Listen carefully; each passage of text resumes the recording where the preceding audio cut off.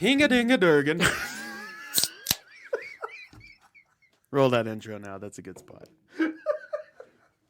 It's the Odd Drunk Podcast, a very strange podcast, the drunkest show in the world. It's Jackson and Colton talking out of their ass. We don't care as long as drinks are poured. Sometimes we have our friends here. We will talk about anything.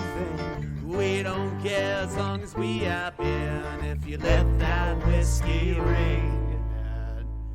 The Odd Drunk Podcast.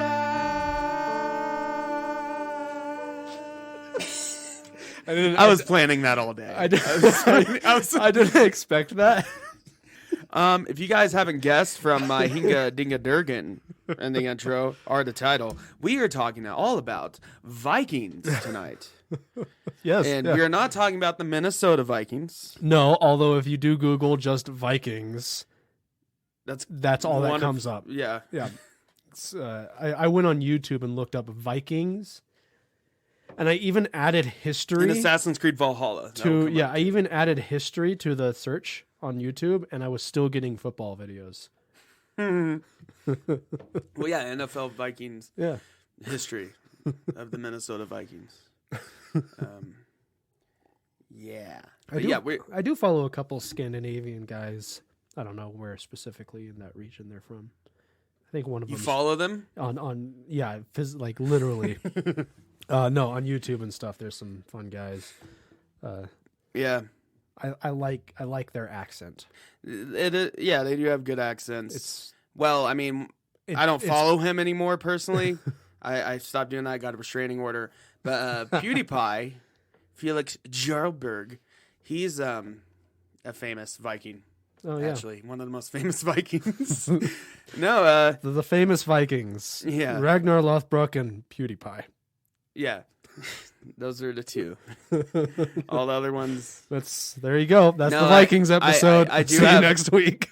I do have a famous Viking in particular I want to talk about. I won't spoil it yet, but I got a famous Viking as well.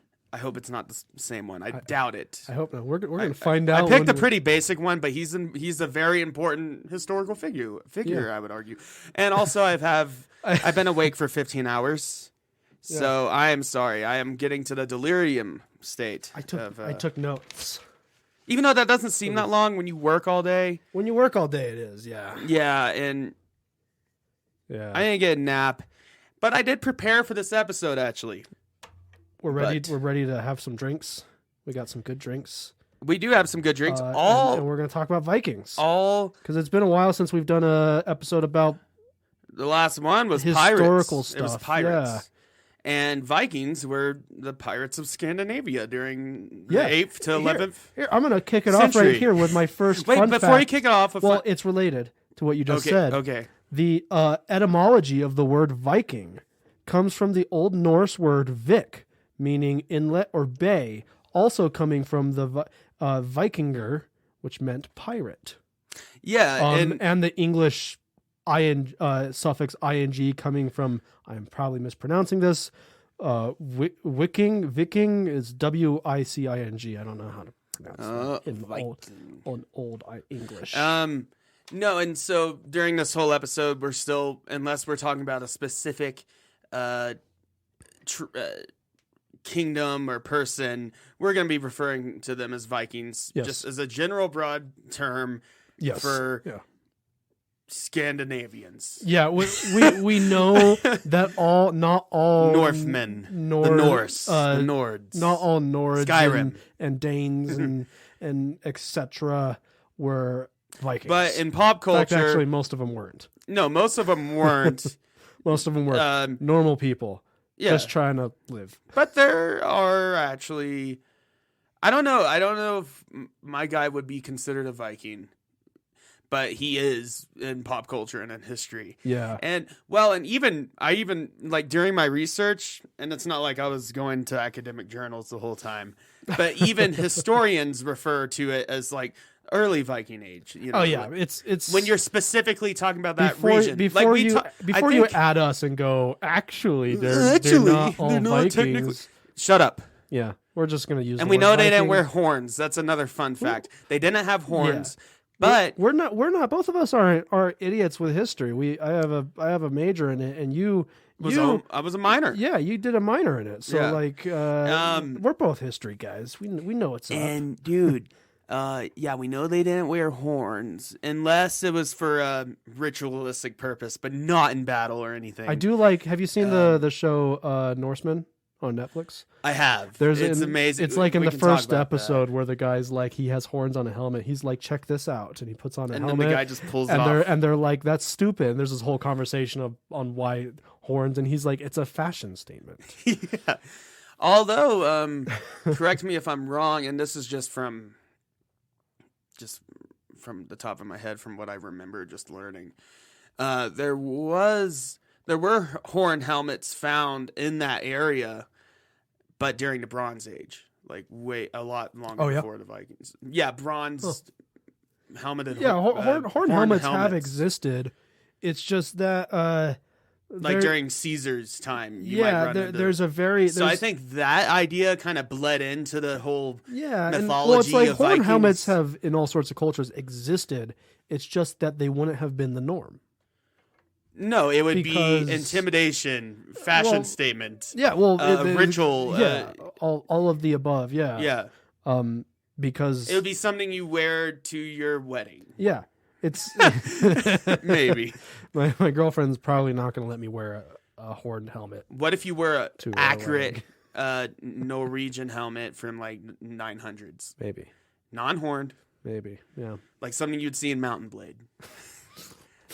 Because they have those kind of helmets. I'm just gonna dress as a. Well, here's something I am realizing literally right now. What's Mountain that? Blade. In Mountain Blade 2 Bannerlord, there are the Valandians, right? Yeah, and they're basically the Vikings. I have a note here. In the Byzantine Empire, Vikings were known as Valandians.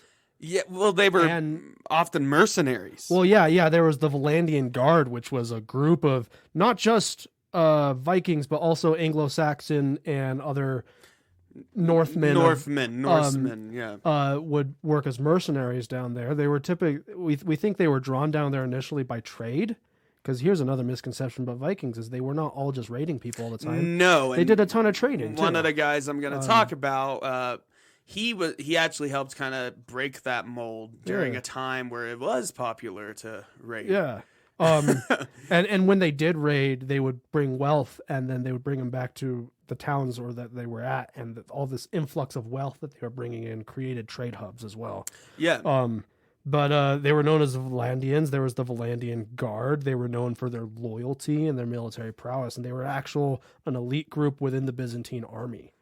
But that you said Mountain Blade, and I immediately went, "Holy shit, Valandians!" No, I did not make that connection when I was doing that. Vikings research. or Northmen, have been recorded to travel all the way to the Middle East, to Byzantines, and serve as mercenaries, or just trade. As far as Baghdad, we know that they didn't always travel overseas. Some of them went overland because Kiev in Ukraine, it was Vikings. Yeah, and it's where a lot of Vikings and Norsemen settled in that whole region, and it's actually where you get the word Russia from. Yeah, well, the word Russia, if I'm correct, comes from the locals basically naming the Swedes that would show up, the Rusmen or the Russmen. Yeah. I don't know how they pronounce it, but that just means red. Because they had red hair and they haven't seen that before. Yeah, so that's where that comes from. So they didn't always. That's why Russia's always been associated with red. Yeah, so Vikings and Northmen, and just all of this as a precursor to just show a little snippet of what you're getting into by listening. It's to this a lot episode. More than pop culture makes it out to be. It was a complex culture and society and a group of people. Yeah, it wasn't just the Vikings, but we're still just in broad terms. We're going to be referring to Vikings. Hey, Assassin's Creed does it. Yep. God of War. Oh, God of War Ragnarok. I do want to check that out. Yeah. I've heard it's really good. I've heard it's very good. I still got to play the first remake or reboot. I've heard that's good too. I got to play that one. I just avoided it. Because it's one of those situations where I've never been super into God of War. I understand why it's popular, but like the old one, hack and slash games, just I liked messing around with them, but I never got like super into them at that time. But now I'm actually getting more into them. But it's the kind of thing with the PS4 reboot that's in Norse mythology. I feel like I would nowadays be set far in like more Norway or something. I would be a lot more into God of War now than I was when I was like God of War. Now they're done with Greek mythology because Kratos killed that pantheon. Yep. And now he's an old dad, and it's Norse mythology. That's great. I did watch, and he has a beard. I did watch gameplay of the boss fight with Thor, and it was pretty damn cool. Yeah, isn't he like a big kind of jolly? Yeah, well, he's Thor. Yeah, he's kind of not Marvel Thor. He's Norse mythology Thor. No, and big guy. Speaking of Thor, I mean, Stan Lee with Marvel and Steve Ditko, they were like, look, we can take this old Norse god that not many people talk about nowadays. Yeah. Even though Vikings and that timeline like was making a resurgence in the 60s, like the interest in that. Yeah. But if you knew who Thor and Baldur were, you were a fucking nerd. A real nerd, a history nerd for sure. Yeah. But no, and they were like, we need like a Superman type character. Let's just take Thor, jazz him up. They certainly did jazz him up quite a bit. Yeah. Maybe a little too much in Love and Thunder, but don't get me into that. But I mean, think about just as another precursor, like we talked about the Minnesota Vikings, we talked about Assassin's Creed Valhalla, the new God of War games, Elden Ring. I mean, so many games. Yeah. And Marvel with Thor, Loki, Odin, they have the whole Norse pantheon. Super and I popular believe that was the first pantheon. Maybe they used the Greeks a little bit around the time, but I think that was the first pantheon Marvel like officially used. Yeah, but it's interesting because like growing up, I remember it's just interesting. I remember it's really more recently that the general public has been into Norse mythology a bit. Yeah. When I was growing up, it was but it's all a about pop culture. Yeah, when we were growing up, I remember mainstay. when we were kids and stuff. It was all about the Greek gods. It was about the Greek gods. It was about pirates, ninjas. Which you would have that one guy that would mention Vikings. You'd be like, "Shut up! I don't know what that is." Vikings. No, but then it caught on, and now like that's what everyone talks about now. Yes. I mean, every game has to do a Viking version. Yeah, but to think that. I don't know. Do you think they're going to make a game 1,000 years in the future about millennials? I hope so. It's like Assassin's Creed. It'd be weird. On TikTok and you're they're probably going to still be making in the future whatever games shooter games that take place during the U.S. war in Afghanistan. Oh, they will. Oh, yeah. Well, they already do. Yeah. Well, but I mean, like they're going to continue making that. No, yeah. And 100 years from now, that will be a historical setting. Yeah. Even though technically anything in the past is a historical setting. Yeah. But I know what you mean. There's a certain line where you start being 2 years ago was a historical. That's a contemporary historian. That's contemporary, but it's still history. Yeah. You know what I mean? Yeah, but you throw on that contemporary tag on and that there. makes it just lame. Yeah. But before we continue, we are drinking all Viking themed drinks. In fact, fairly authentic. Mm-hmm. Well, I can't speak for beers made in Iceland, but we have a beer made in Iceland. We've had it on the show maybe a while back. We've had one of theirs because I think we had their porter. It's a good beer on the show. I have Einstock, and you also have Einstock, but let me tell you about mine. I have their Arctic Lager, and it's out of Iceland, and I would love to visit Iceland sometime, see the Aurora Borealis, right? Yeah, Northern Lights. Sorry, I'm tired. Yeah. I'm not drunk. I'm just tired. But the Northern Lights and the volcanoes, and it just looks like a fantasy land there, but cold. But anyways, the beer reads, and it's in each of their beers, the Viking logo that they got, and it very much confirms to the pop culture Viking. But they kind of have to. But is Iceland. So I think out of all people, they definitely have a claim to say this is a and Viking they have beer. the right to. Yeah, they're allowed to use that. Yeah. So it reads, Iceland's magnificent glaciers draw curious legions from around the world. Experience the taste of Icelandic paradise with our Arctic lager, brewed with Citra and Citracryro hops. Our dry hopped lager delivers a full flavored and refreshing taste for all adventurous Vikings. And I must say, when I bought it, I was like, oh, they make a lager? I was like, oh, cool. Yeah. But as a dry hopped lager. So it does have a bit of hops. I bet you were thinking like Coors lager, but no.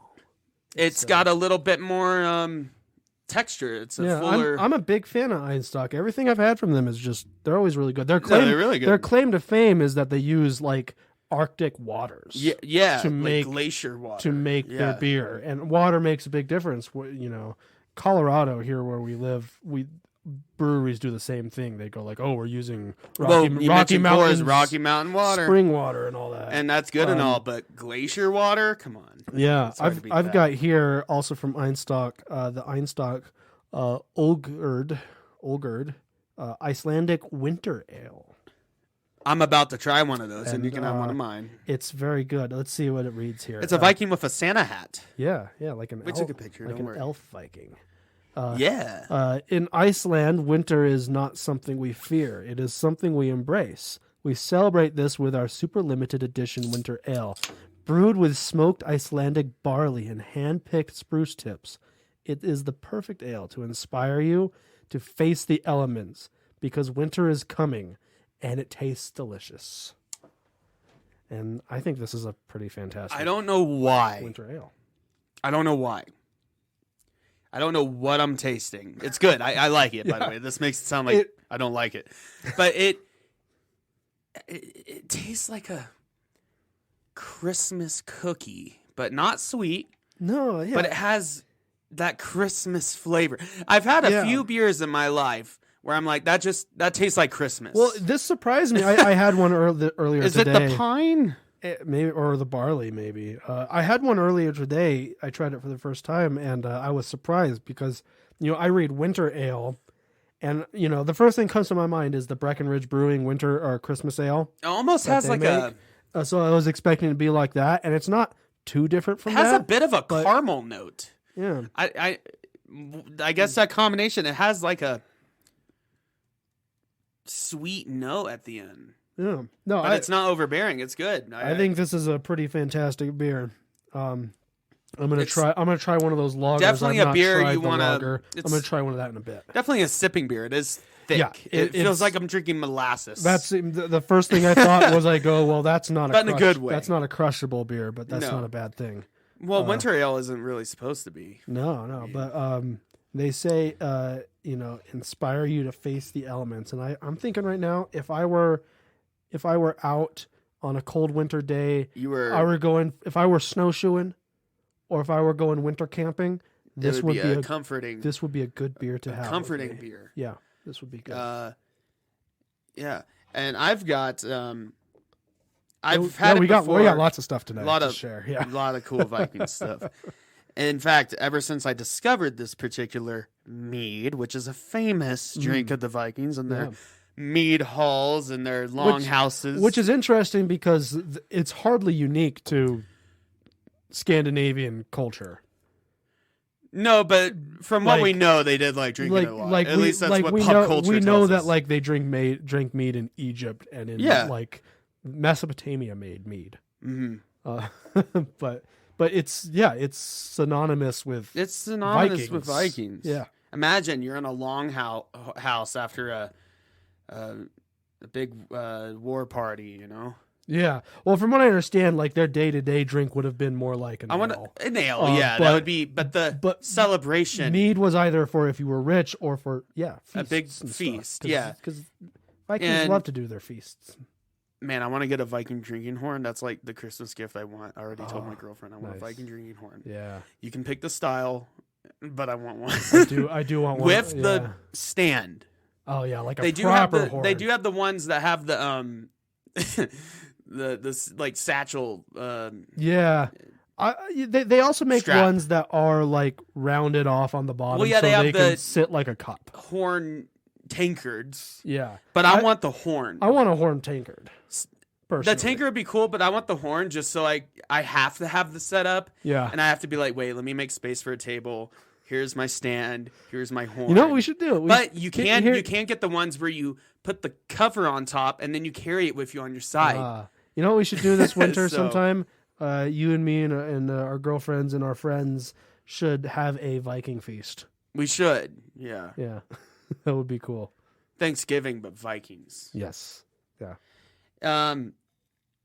Anyways, yeah, I am enjoying, and you've had it before, and we've had it off the podcast, but this is the best time to introduce it. It's Viking Blood. One of the best meads I've ever tried. It's really good. It's a Nordic honey wine with hibiscus and hops added, but don't worry, it's not overbearing with the hops. I know they can ruin a mead. I've had a couple meads that are hopped, and they really overdid it with the hops. And it's a pretty cool bottle, cool logo, and it says it's based on and we got our pictures up on Instagram at AwDrunkPod. Don't worry about it. You'll get to see it. Yeah. Based on a recipe from about the year 1700, so not Viking age. Yeah, but Who still cares? old though. Yeah. Still, yeah. Pretty cool. So Viking Blood, the world's oldest fermented beverage made from honey, has been a popular drink from Europe to Australia, dating back long before Viking times. One of the earliest references to fermented honey can be found in the Hindus of India's holy books, the Veda books, which date back 4,000 years and possibly even earlier than that. Yeah. So that goes back to your mead point. really is one of the oldest drinks in human history The oldest known recipe for because mead. honey ferments so easily. Yeah. No, that just does that. Yeah. It's just natural. The oldest known recipe for mead to be written down in Nordic countries was in 1520 by the Archbishop Ulus Magnus. The recipe, comprised of water, honey, hops, and brewer's yeast, concludes that on the 8th day it may be drunk, but the longer it's left, the purer and better it will be. Our products are brewed based on a recipe from about the year 1700, and the ingredients are pure and 100% natural, guaranteed free from the additives of any kind. Honey is the major and most important item in the recipe, as it should be. Yeah. And this is out of Denmark. So Nice. Proper. imported. Yeah, we got some Icelandic drinks. We got some Danish drinks. Yeah. You know, all good stuff. Here's a fun. We talk about old drinks. All Viking Here's a fun countries. thing I learned today. Actually, the What's that? oldest name of a person that we have recorded. Muhammad. No, probably not. No. That's one of the most common names. Oh, I don't remember what the name actually is. But that doesn't matter. So like, but you don't know what it is. So that's back in guys. back in like Mesopotamia when they were first like starting to record stuff on clay tablets. Yeah. They would put their name in the corner of the tablet sometimes, and the oldest one we have of someone recording their name is of a guy who was like an accountant for a temple that made beer.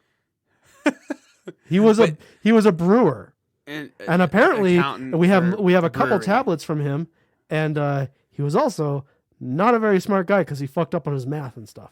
Oh, of course. On the tablets, and he so it was I mean, no calculators back then. basically a distributor. Nice. A beer distributor. Beer distributor. It's the oldest recorded name like we have, like named person I love that's one of the first that things we we know thought what about they were actually called. recording information on Yeah. for your beer business. So yeah, we got Iceland, we got Denmark, and we got Boulder, Colorado. Anywhere can make mead. I got well, I was listening to this from Redstone Meadery, the traditional mountain honey wine. It's good shit. I heard somewhere on a podcast where this guy was talking about how a radio host, I forgot who, was arguing the fact that real bourbon only comes from Kentucky. No. That's complete bullshit. It can come from anywhere. It's just a process Yeah, no. It's bourbon. of which you make like that's There's plenty of bourbons that aren't from Kentucky. just like and there's there's still bourbon. no exactly. There are rules you have to follow to call it bourbon, but it's It not has like nothing to do where it's from. Yeah, there are some drinks that are like that. That are regional. Tequila, for example, is in Jalisco in Mexico. Scotch, I think, has to be made in Scotland, right? I'm unsure about. I don't know that if it has to be. I'm unsure about that one, but I thought to call it Scotch, I think it does have to be. You have to make it. It could be exactly the same thing, but you couldn't call it Scotch. You would call it like a malt. Yeah, whiskey. Just malt whiskey. Yeah, but Scotch is Scotland. I think that's one that bourbon is not like that. No. Yeah. I got to say about the now Kentucky's great at making bourbons. My favorite bourbons come from Kentucky. They're like famous for it, but that doesn't mean literally my favorite bourbons are Kentucky bourbons. Yeah. Basil Hayden, I think for the price is the best bourbon you could possibly buy. It's like $40 on average, varies a little bit, but for under $50, Basil Hayden is absolutely the best bourbon you can buy, and it is made in Kentucky. Nice. I do love the bottle with the Viking blood. It's like a thick, and it's like old school bottle. It feels like a bottle you would pull out of a cellar in a monastery. Yeah, it has a Viking longship on it. Yeah. So I got the Redstone. Or is that just a standard Redstone Meadery. This is Minecraft. Yeah, this is out of I think Boulder, Colorado. Minecraft's made by a Viking. Boulder, basically. Yeah, it is. Yeah, they are. Norwegian. I think he's from Sweden. Not Sweden. I think he's from Sweden. I don't remember. Or is he Danish? I don't think he's Danish. I think it's Sweden. It's Sweden or Norway. I'm not totally sure. Yeah. So this is a traditional. This is a pretty like basic mead, whereas Viking Blood is a fancy mead with like a historical recipe and hops and stuff like this. This is just a straight basic like honey wine type of thing. And I'm just gonna read the ingredients: Colorado water, orange blossom honey, wildflower honey, mountain yeast, and love. And love. It says in bold letters. The most important ingredient. No, it's really honey, but and I I've tried a couple things from Redstone Meadery. I haven't tried that one yet. I've tried. They have a carbonated mead, like a sparkling one. Yeah, that's a little bit cheaper. I tried that. I wasn't a huge fan. That sounds I'm not a big fan of sparkling wine in general, like champagne. Well, it wasn't super sparkling actually. Really? It was subtle. It was subtle, and also you know how like some meads go a little bit too hard on the hops and it's a little bitter. It went too hard. It was like that. This one doesn't. It doesn't go too hard on anything. It's kind of a good balance. No, we were talking about this, and it's only like $22 a bottle, which for mead is very reasonable. Yeah, Viking Blood is a little bit more up there. It's closer to 40, depending on where you get it. Yeah. I got it for $35.99. Nice, it's a good deal. But no, mead. We were talking about this earlier. Mead is one of those drinks where it's not. It doesn't have to be sweet, or it's not always going to be sweet. Yeah. But I do prefer my mead to be on the sweeter side. I do like sweeter. I liked it. I like it to taste like mead. Yeah. And not more like just white wine. Yeah. I'm a big fan of mead. Because I'll just get white wine. Meadery of the Rockies out of... We've had them on the show. It's also Colorado. I think it's Loveland. I think it's Loveland. And yeah, we've had them a few times on the show. And that's the baseline of like the profile of mead that I like.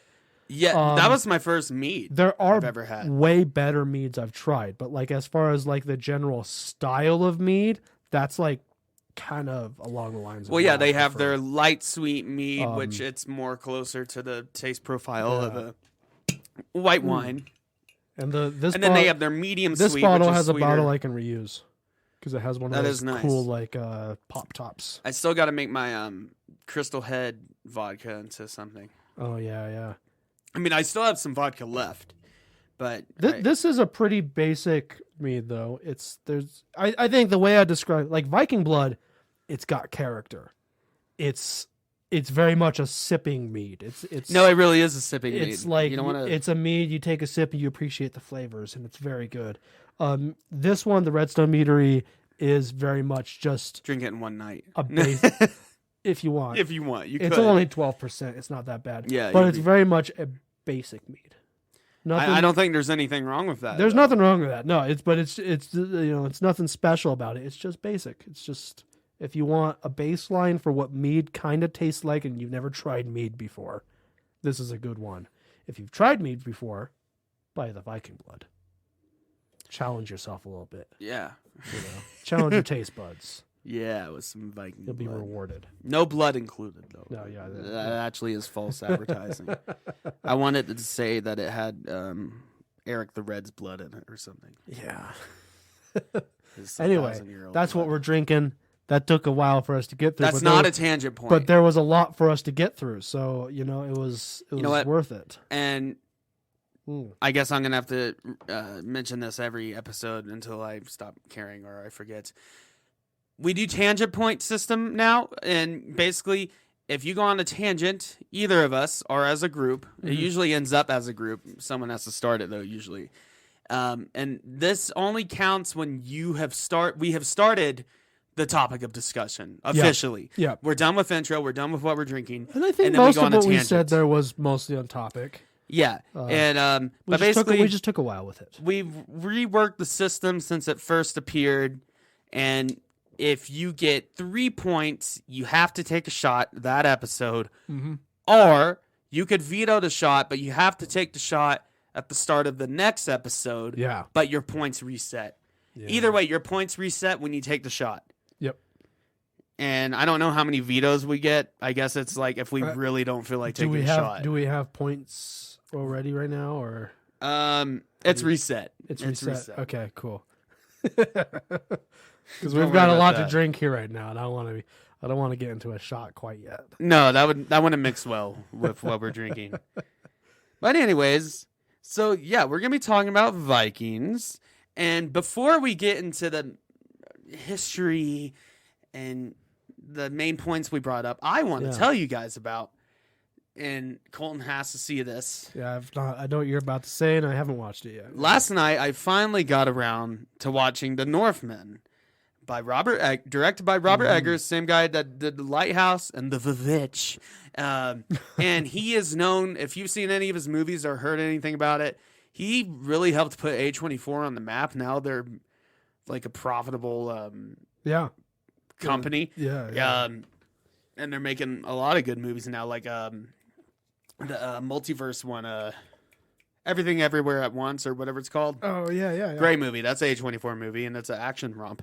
But The Northman, yeah, it's very much in the same kind of cinematography and style of his earlier works, where it's an historical setting, and they use as much historical accuracy as possible. Like all the costumes, armor, buildings. I've heard it's good as far as like historical accuracy goes. Now, I mean, I was thinking about this earlier. Well, it's historical fiction. Historical accuracy, there should always be room for creative liberties. Yeah.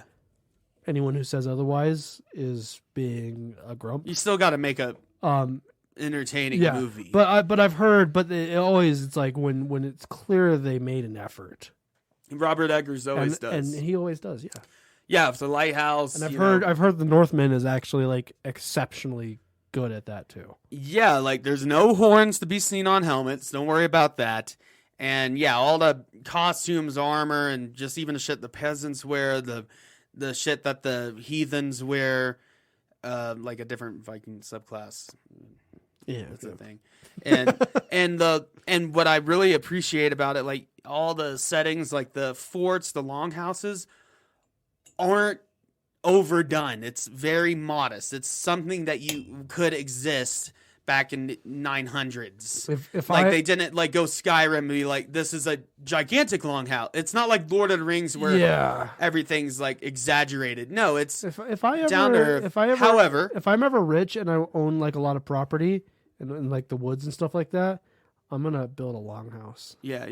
Why wouldn't you? Property, definitely. However, I do not want to give too much away about this movie. I'll just tell you who's in it and kind of the general gist of it.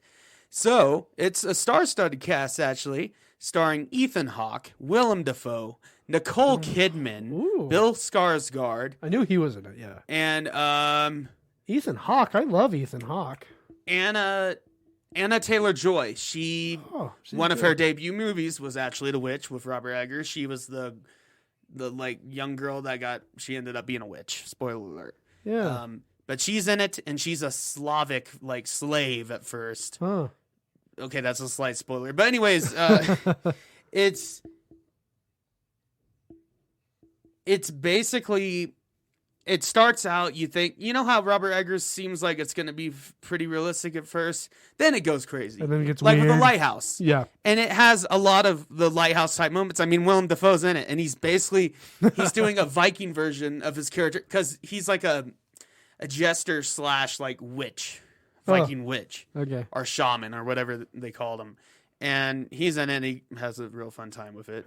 I mean, it's clear. I always And love Bill Willem Dafoe. Skarsgård is huge, and he's great as like a revenge, He is- hate-filled Bill Viking. Skarsgård has like proven himself to be like such a versatile actor. No, and he's not just a brute in it. He does end up showing some humanity due to story reasons. Ethan Hawke, he's a Viking chieftain. Yeah. He's basically the Jarl. Ethan which is Hawke, great. I gotta say, He's been having a resurgence lately. in Moon Knight. Obviously, Oscar Isaac was amazing, but Ethan Hawke was also so good. In it. Yeah, he was. I loved like his I like villain. Ethan Hawke a lot. Yeah. Yeah, I've always liked Ethan Hawke. And Nicole Kidman, she's a Viking queen. Also, Ethan Hawke's daughter is Robin in Stranger Things. Yeah, and Ethan Hawke and Uma Thurman, yeah. they're together. I I didn't always realize that forgot. till the other day.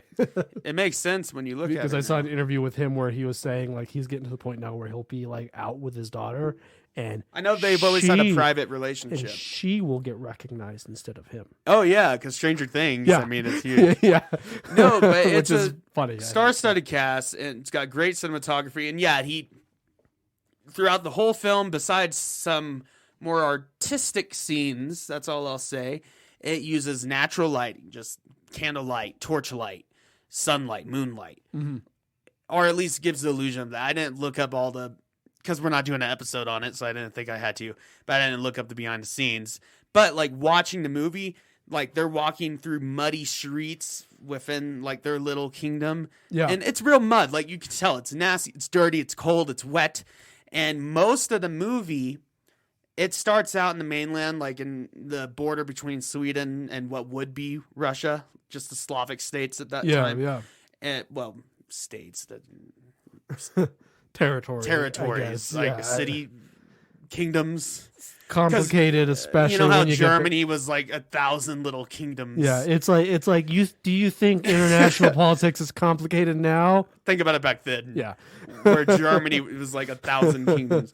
No, but it starts out there, but then throughout his journey, he ends up in Iceland. And that's where the majority of the movie takes place. yeah. And volcanoes. And it's what I really love about, and yeah, it's brutal. The action, brutal. Like, it's not, and it's a lot of it's not like a romanticized violence. It's a nonchalant violence. Like, you just see a Viking raider guy just bash a guy in the head with his axe. Like, it's in the background, but it's not like filmed in a way where it's glorifying it. It's just there. You know, And- that's interesting. You know, I had a professor, you know him, Dr. Martin. Yeah. And he once told us, studying the Middle Ages, it's what he specializes in, which Viking Age falls into the It Middle falls Ages. in, yeah, it would be early Early Middle Ages. Middle yeah. Ages, yeah. And he would always say like, oh, we look back in the Middle Ages and we go, it's super violent. But you got to think, for example, you got to think as a historian, you got to think, We're even was more it violent though? nowadays. Was it violent? Well, not comparing it nowadays, but like, what did they consider violence? Right. You know, It's a different violent. standard. The way they thought about it was different than how we think about it now. So like, Yeah, well, in either way, I mean, yeah, you may consider fighting with axe and sword and shield and pole arms to be more barbaric than a gun, but a gun can kill a lot more people in a short period of time. yeah, exactly. You could get into Yeah. that whole argument. You made it. What that- is more humane? I the think- thing that can kill one guy at a time, or Yeah, I think 100. I think your example there is perfect. You put it perfectly. Yeah. It's and they lived in an Plus, era they didn't have nukes back then. they didn't have nukes. Oh yeah. Or ballistic missiles or yeah. drones, So what is more violent or not? Well, I don't want to get too political here. Well, it's all it does play into like sense of justice as well, where people go like, okay, do you think? Well, there's a different sense of justice. Well, like you talk to a modern person, you go like, okay, what's more violent? A thug on the street stabbing someone or a police shooting a guy with a gun? Yeah. What's more violent? Most people say the guy stabbing the street. They're both someone getting They're killed. both violent. They're both. They're both technically equally as violent, the but because laws behind it, the justification, but because of our sense of justice, we think ethics, that one is more violent than it's- others. So when you go back to the Middle Ages, you think about, okay, what did they think was acceptable? What was not acceptable? No, but like all that sort of stuff. It's So just how- kind of something to think about. the violence starts out very nonchalant, where it's just like it's not really. Yeah, there is cool moves like early on that Bill Skarsgård does. He throws a spear at a guy in a fort, and that's pretty sick. Nice. And Vikings used all kinds of weapons: spears, axes, whatever they could get a hold of. And swords, while they were used, were extremely expensive and were used for only the most either just noblemen, knights. Well, I mean, other soldiers would A good sword, though. some soldiers would have swords, but you make a good point. But how did they get it? Well, yeah. How did they acquire that But sword? also in battle, I mean, there's a difference. Historically, this is a misconception. Historically, swords were not primary weapons. No. They were personal weapons. Yeah, well, and also, With their exceptions, the Romans famously used swords and in I have an battle. exception I'm going to talk about, but no, swords were, it's not like the end-all be-all weapon. In fact, the steel and iron, well, the iron that they used was so inferior at the time, with some exceptions, I'm going to talk about that later, that swords were prone to shatter, they would be hard to repair if they get bent, if it doesn't have enough carbon, if it has too much carbon, it will shatter. Too little, it will just bend easy. It was a very precise thing to make. However, an axe head, it doesn't matter. You put it on a stick. A spearhead, you put it on a stick. Yeah. Spears were the most... And they were easy to use, easy to teach peasants to use, Spears were the slaves most popular weapon throughout all of history. Yeah, well, because it's easy. Bar none. Like, they are... By far, long. It's easy. You have range. No competition. The most popular weapon throughout history until the longbow. For everything you, even then, for everything you just said. Yeah, I mean, they're cheap. Easy. You can arm lots of people. You can train them easily. Yeah, if you were a chieftain back then and you were preparing for war, and they were like, okay, you got to train these peasants. You want to be like, okay, here's swords. No. Yeah. Here's some spears. Well, you poke. It's people. like you see movies. You see weapons in movies. Hey, you see the bad guys? Poke them with your spear. You see weapons in movies and in martial arts and stuff nowadays that you go, oh, that's a cool weapon. You take, for example, spears aren't the coolest. Those hook swords that are popular in like Chinese martial arts and stuff like that. Those are cool. Extremely talented. And there is a historical precedent for using them in as real weapons. You would have to be an expert. But exactly. Say you were in charge. That's like decades. You're a warlord, and you were arming people to be in your army. You hand them spears, axes. What are you gonna do? Give them spears and axes. Axes also and easy. Shields, or you're gonna spend the money to make a bunch of hook swords and then train all of them. That's where ridiculous. they kill themselves with them. That's ridiculous. No, you're gonna give them spears and shields and stuff. Yeah. And bow and arrows. Before we get I think it's related, but back to the Northmen though, the violence, it's very brutal, but it's also weirdly casual at first. All I'll say, it starts out where it's just going to be a purely like just historical fiction movie. Yeah. No fantasy elements. But as we know, Robert Eggers, he did a movie about a witch where it started out where maybe the witch isn't real. It's just what the people believed at the time is just hysteria, mass hysteria.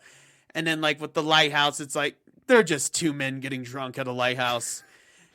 In fact, we don't even know if anything weird did happen. I was actually about to say, to be fair, with the lighthouse, Yeah, but weird things showed up on screen. Yeah. Mermaids. They were drinking kerosene, though. Eldritch. It's totally possible that the entire, all the weird stuff was their hallucinations. Eldritch horrors, all that kind of thing. Well, the Northmen really caught me off guard, but this is why I love it. And I won't say much more. Yeah, it's got great action, and like the dialogue, yeah, they speak just English most time, but they speak it in the old English like dialect. And they also will start speaking Slavic or Danish or Icelandic, and you'll have subtitles, which is cool. But it ends up being one of the coolest. Well, I don't want to give it. It turns into a Viking saga. Nice, like it's there. I want you to see it because there's some, all I'll say. This is the one little hint. The one little hint to a scene in this movie. I will not say what it is, but I'll say what it reminds me of. Skyrim, when you go into a dungeon. That's all I'm going to say. Cool. There's a scene where he goes into a Skyrim dungeon, basically. Cool. And you know what happens in there. Don't say it. Does he turn the little stones that have the whale and the snake and the eagle on them? Oh, yeah, that exact thing happened. Yeah. No, and all the acting's great. I mean, Ethan Hawke, he's Bill Skarsgård's father. He's a chieftain, and he basically tells him, like, hey, if I get killed or anything, you have to avenge me or you won't go to Valhalla, and I want to go to Valhalla, and you have to carry that honor forward even after I die. Yeah. You know, and that's a type of thing they did believe in. Like, you had to die in battle to go to Valhalla. Yeah. At least, but here, and we're going to get to it, but not all Norsemen or Scandinavians at that time, especially in the later Viking Age, like 10th or 11th century, were believed in the Norse gods. That shifted. Yeah, well, it was a clashing with Christianity, the Holy Roman Empire. Yeah, and a lot of Norse people started converting, and it's implied that you take Rollo the Walker, and actually Beowulf, which I haven't done a lot of research on, but I mean I know about this. I've read the story, I've seen the movie. Actually, weird movie. I still kind of like it, but it's got that weird animation, the Polar Express animation. Robert Zemeckis. I kind of like it too, but yeah, it's weird. But it's fucking weird. That's what makes it hard to watch. But I do actually like it as a movie, just as a Viking saga. Yeah, because it's Beowulf. Beowulf is one of the stories that helped create like superheroes. The hero epic. And it was a poem. And all of those Viking epics, so there's a few of them. There's ones like Beowulf, and there's the Icelandic epics, right? They were all written like in the 13th century, though, like well after the Viking Age. I think Beowulf was written. Yeah, I think it was. And also of course, 13th. Beowulf being a proper mythological tale, but there's a lot we can learn from it. But even about history. But even the Icelandic sagas, which claim that real events, it's embellished. It more than embellished. Half of it is mythological. Well, yeah, like the Odyssey, the Iliad, but then there's truth found in those. Yeah. Right? No. It's one of those things where it's you got to be careful in how you interpret it if you're as a historian. No, but the thing is, as a historian, you should know this. I took a course on Roman. There's so much you can learn from fiction that was written during the time or about a time. Yeah, well, I took a course on Roman history, and we read the Aeneid. And is that Homer as well, or is it? No, that's not Homer. No, okay. not Homer. I don't remember who wrote it. Virgil. Yeah. So the Aeneid is one of the two Roman origin stories, which is interesting because they simultaneously believed in both. They fit together in a weird way. But the Aeneid follows Aeneas, who was a survivor of Troy. He was a Trojan. And I feel like we've discussed this. He made his way to Rome, etc. I'm not going to go over the story, but the point is, it's totally mythological. But there's a lot you can. Troy is real, and that there was a war. Yeah. But it's totally the story is totally mythological. Yeah. But you can learn a lot from it. You can learn a lot knowing about that Virgil was writing during the time of Augustus. Yeah, and there's a lot you can infer. Yes. Yeah. So there's Subtext. a lot of stuff he put in Where there it's referencing that he referenced Augustus. He was not just telling this story; he was also legitimizing sly way Augustus's reign Yeah. through it. So there's a lot you can learn from more It was about almost a political commentary. Yeah, you can learn about the time of Virgil. No, exactly. You It's the know. same kind of thing. And then with man, I was gonna say something about with Beowulf. When you actually read Beowulf, a lot of it alludes to Christian ideas and things from the Bible. Yeah.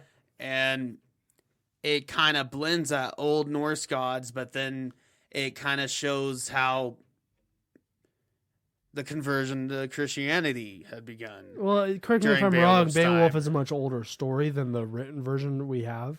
Yeah. But that was But a common it thing in the makes Middle Ages. mentions of There's a common thing in the Middle Ages of like the sword he finds to kill Grendel's mother. Mm-hmm. I forget what the sword's called. It's something really cool, but Yeah.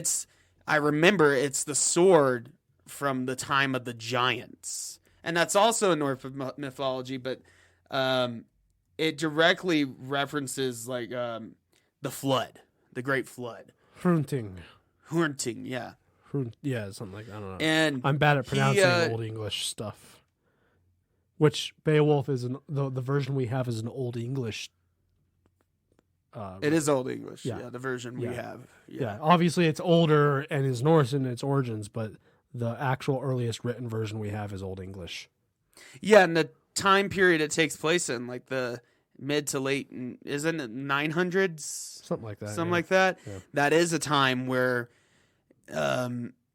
many Norsemen were starting to convert, or at least Christianity was there. And there would be Christian slaves and everything. And also, say what you will about Assassin's Creed Valhalla. it does do that. One thing I did like is they have a dynamic between the Norse religion and Christianity. Yeah. They present that as a thing that's going on, which is nice. But yeah, the Northmen, I definitely recommend it. It kind of gets a little bit mixed reviews. It wasn't as revered as Egger's other works. Mm-hmm. I love it. It becomes a Viking saga. Like, it goes nuts. I definitely want to watch it. Yeah, But the fight scenes, the sword choreography, and just all that, and he ends up. They reference a historical sword, actually. Ooh. Not by name, but just the idea of it. Cool. And it's actually something I'm going to talk about for this episode. Cool. And if you got anything else to talk about, you can say that. What do you want to talk about? If not, what is your first topic? Or do you want me to? Yeah, I think it's time to jump. What is your first Viking fact or topic? You texted me and said, like last week, you were like, let's talk about Vikings. And I said, that's an awesome idea. And I was thinking, because the way we do these episodes, if you don't know, is we come up with a topic and we both go home and separately do our research. Yeah. So we're coming together sometimes with similar stuff, but sometimes with different stuff. It's fun. Mm-hmm. It's a surprise. And then when we can't come up with anything else, we'll do. So I immediately, I just a Nat Geo. I went quiz. down I went down a rabbit hole. I learned a bit about the Landian Guard, which we already touched on a little bit. Tell us more about it. I think that's all I had to say about it. Okay, well, but mercenaries. I thought it would be useful to Viking mercenaries. to give some context of Empire. people use the term the Viking Age, I don't think that's and I think it'd be useful wrong right now to give some context to that. What is the Viking? What Age? is the Viking Yeah, Age? tell us about so it. The accepted range of dates is about 1790 or when we 790. I don't know if we mentioned this on the last 1790. episode, but I remember having this discussion. Like, I was talking about the Renaissance, and you're like, "Oh, there's no Renaissance age," but if you're specifically talking about Italy during that time period, you could be like, "Yeah, the Renaissance." Yeah, the Italian era. Renaissance. That's absolutely a fair thing to say. And with the Viking Age, obviously, it wasn't the Viking Age across the world. Like, okay, well, there's even It a was difference that in the region. Viking Age in England and in France yeah, or Francia.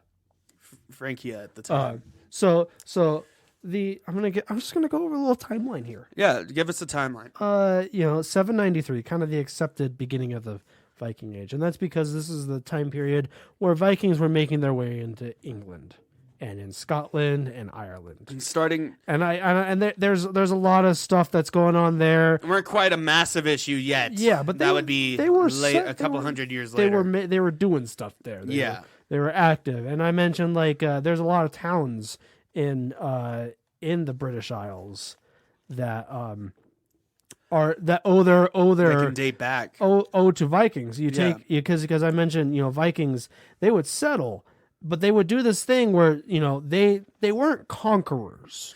No, and that relates to one of my things. Yeah, they weren't conquerors, and depending on where they were, in some cases they just assimilated into where they were. Yeah, they would settle, start living there. But in some places, such as in the British Isles, why you have a lot of similarities in cultures there, as you do to Scandinavia and that whole region, is because the Danes and Norsemen and all of them were a majority. At that time, or not a majority, but they weren't just a small group of people. Of the population. Yeah. So their culture, and they would take towns, they would move in, and towns would turn into big trading meccas. One example being Dublin. Yeah. Dublin was likely a small fishing village before Vikings showed up, and it became it's the capital of Ireland. Yeah, and it became, even by the end of the 10th century, it was a massive town. It's a mecca. And to the point of the Dubliners were able to actually kick out the Vikings because, funnily enough, because there was a large enough town, there were enough of them that they were able to go, we don't want you here no more. And that kind of brings me back to misconception about Vikings. I'm gonna try one of these Icelandic Arctic lagers. All right, yeah, go try it. Norsemen, Scandinavians at the time during the Viking Age. That's good. That's the medieval age. That's good. Yeah, they weren't conquerors. No, they were. Yeah, they would raid. They would raid. Villages. Yeah. And churches. But they raided monasteries and stuff. Monasteries. Was well documented. But they would never really overstay their welcome. They would get the resources, whatever they want, riches, slaves, and then they would head back home. Well, which I'm not saying that's... And also, slaves... There was always slaves throughout history. The Vikings had slaves. The English had slaves.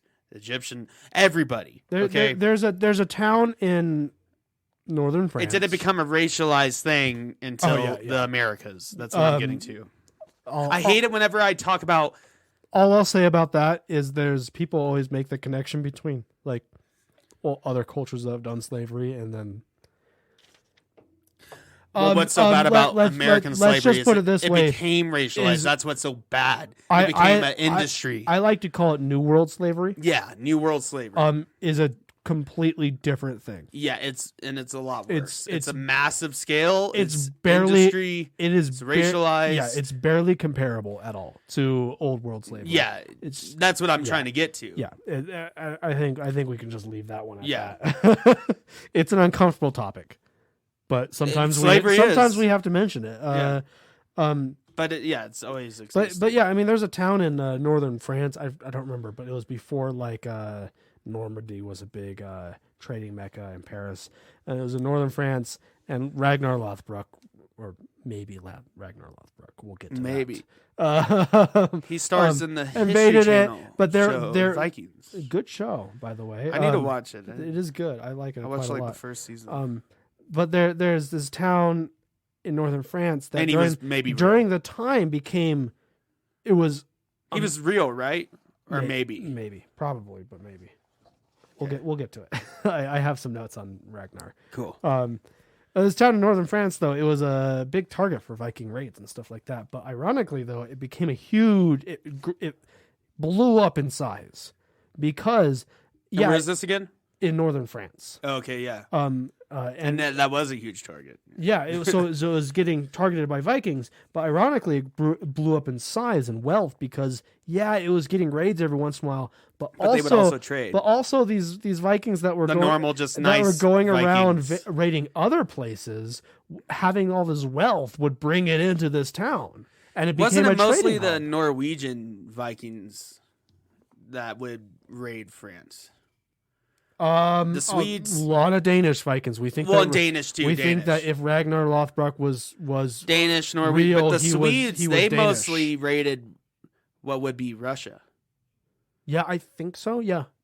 I mean, well, The Swede I Vikings. mean, hell, there's Bjorn Ironside, for example, who went down into the Mediterranean. He was raiding people in the Mediterranean. They would extend so far. They went everywhere. Yeah. But in general, but yeah, we know Ragnar Lothbrok, if he existed, I think he probably did. We just know nothing about him because do we know enough about him for a podcast? We know enough about the myth. He's one of those historical characters who were, if he existed, which I think he did. Most historians all of our did. he so quickly descended into legend that pretty much all of our knowledge about him, none of it can be taken super seriously. Right. But I think he probably existed. It might as well just be a Viking saga. Yeah. No, it's seriously. No, It is. he is in the Viking sagas. In the Icelandic sagas, Ragnar Lothbrok shows up. Oh. He's in them. And, But I mean, like you said with the Aeneid, and like I said with the Iliad, a lot of those things in these what we consider mythological stories, sagas, tales. Now There are found to be real. There are other Vikings from the next generation of Vikings that claim to be his sons and stuff like that. Mm-hmm. We think they weren't. They just said that because of the Halfdan, reputation. Halfdan Ragnar's son, Ivar the Boneless, etc. A lot of them. A lot of fun names. Yeah. But getting back to the Viking Age, accepted, 793, they were doing stuff in England, but they hadn't gotten to France yet. Now, this is an important part here. Around this time period, Charlemagne was in power in Francia. Mm-hmm. Charlemagne, and get into people call it the Dark Ages, the Viking Ages, the Middle Ages, whatever. An accepted thing. I mean, most accepted thing at the beginning of the Middle Ages was the fall of the Western Roman Empire, 476 AD. Some people claim that, we'll argue though, because it's debated when was the true beginning of the Middle Ages. Some people argue is when Charlemagne came to power. I've heard that. In the rise of Charlemagne. 768. And that corresponds with the Viking Age. Yeah. Some people argue it's in the year 800 when he was crowned Holy Roman Emperor. That would make a lot of sense. Some people go the opposite way and 700s, early 800s. Yeah, some people go the opposite way and say the Middle Ages start in 313 when Constantine the Great made Christianity illegal in Rome. I would say that's not a lot of people buy into that one. Precursor, proto Middle Age, not quite Middle Age. Yeah, but at least the Viking Age in France. One of the things that led to the Middle Ages. Yeah. But the Viking Age in, I have to stop myself from saying France because this was Francia, which included most of Germany. What would be modern day France. Modern day France and also Germany. Yeah. Too. It was a massive kingdom. Towards the end of Charlemagne's life, he was pretty old when he died. And he... How old was he? I don't remember. But he lived a good life. Like 50? No, just kidding. Lot older than that. No, I know. I'm just making But he lived a good life. Towards the end of his reign, there were, Viking raiders coming down from England and from the northern territories. And but some people say the 814 Charlemagne dies is the beginning of the end for the Carolinginian Empire. Basically, because immediately, he had Louis the Pious was his son, and he kept control for a bit, but it took 20 years at most until the entire Carolingian Empire went into civil war and just broke up, fell because it was split among his sons and stuff like that. And some people point to 814 Charlemagne dies. 20 years later, 834, an invasion of Vikings comes into Francia. Now, Frankish sources, we think they don't say Ragnar Lothbrok, but we think if Ragnar Lothbrok was real, that's what happened in the show. This was him. basically. Yeah. They use a different name, which I didn't write down in the Frankish sources, but this was Ragnar Lothbrok. And this is so at least in Francia, this was the beginning of the Viking Age. When Charlemagne dies, essentially. But of course it was so people say 793 because it was going on in England and stuff like that beforehand, because there was less of a power source. But Charlemagne, was an emperor. He had a very powerful military. No, I think that makes But when a he lot of died, sense. his army suddenly just stopped being able to defend from Vikings and stuff. Well, Vikings could exist before the Viking Age. For something to be an age, there had to be a big impact. Yeah. And on our Pirates episode, we were mostly talking about the Golden Age pirates. Yeah. Well, I think this is a good Which is a very short good thing period of here to point out that the fact that there's a difference between years depending on what specific area of Europe even that you're in means that this was not just a suddenly Vikings showed up. No, it was Vikings had been around. No, but then Vikings started gaining power. Because of other things, they were able to insert themselves more. Yeah, and become a more prominent. Yeah, and have a more prominent role in the world. So Ragnar or at least in Europe. Ragnar Lothbrok, assuming this is Ragnar Lothbrok, which most people do, he invades France. Not long after that, he does he goes through some adventures and stuff. Like a hero does. Yeah, of course. Yeah, and a classic Ragnar adventure, and eventually he makes his way down to Paris. Yeah, and that's in the show too. They show that it's very famous. Apparently, he had a fleet, army of 5,000 men, which for the time was massive. And he that is. made his way down to Paris. And the Especially king at the time, Charles the Bald, paid him a bunch of money to fuck off.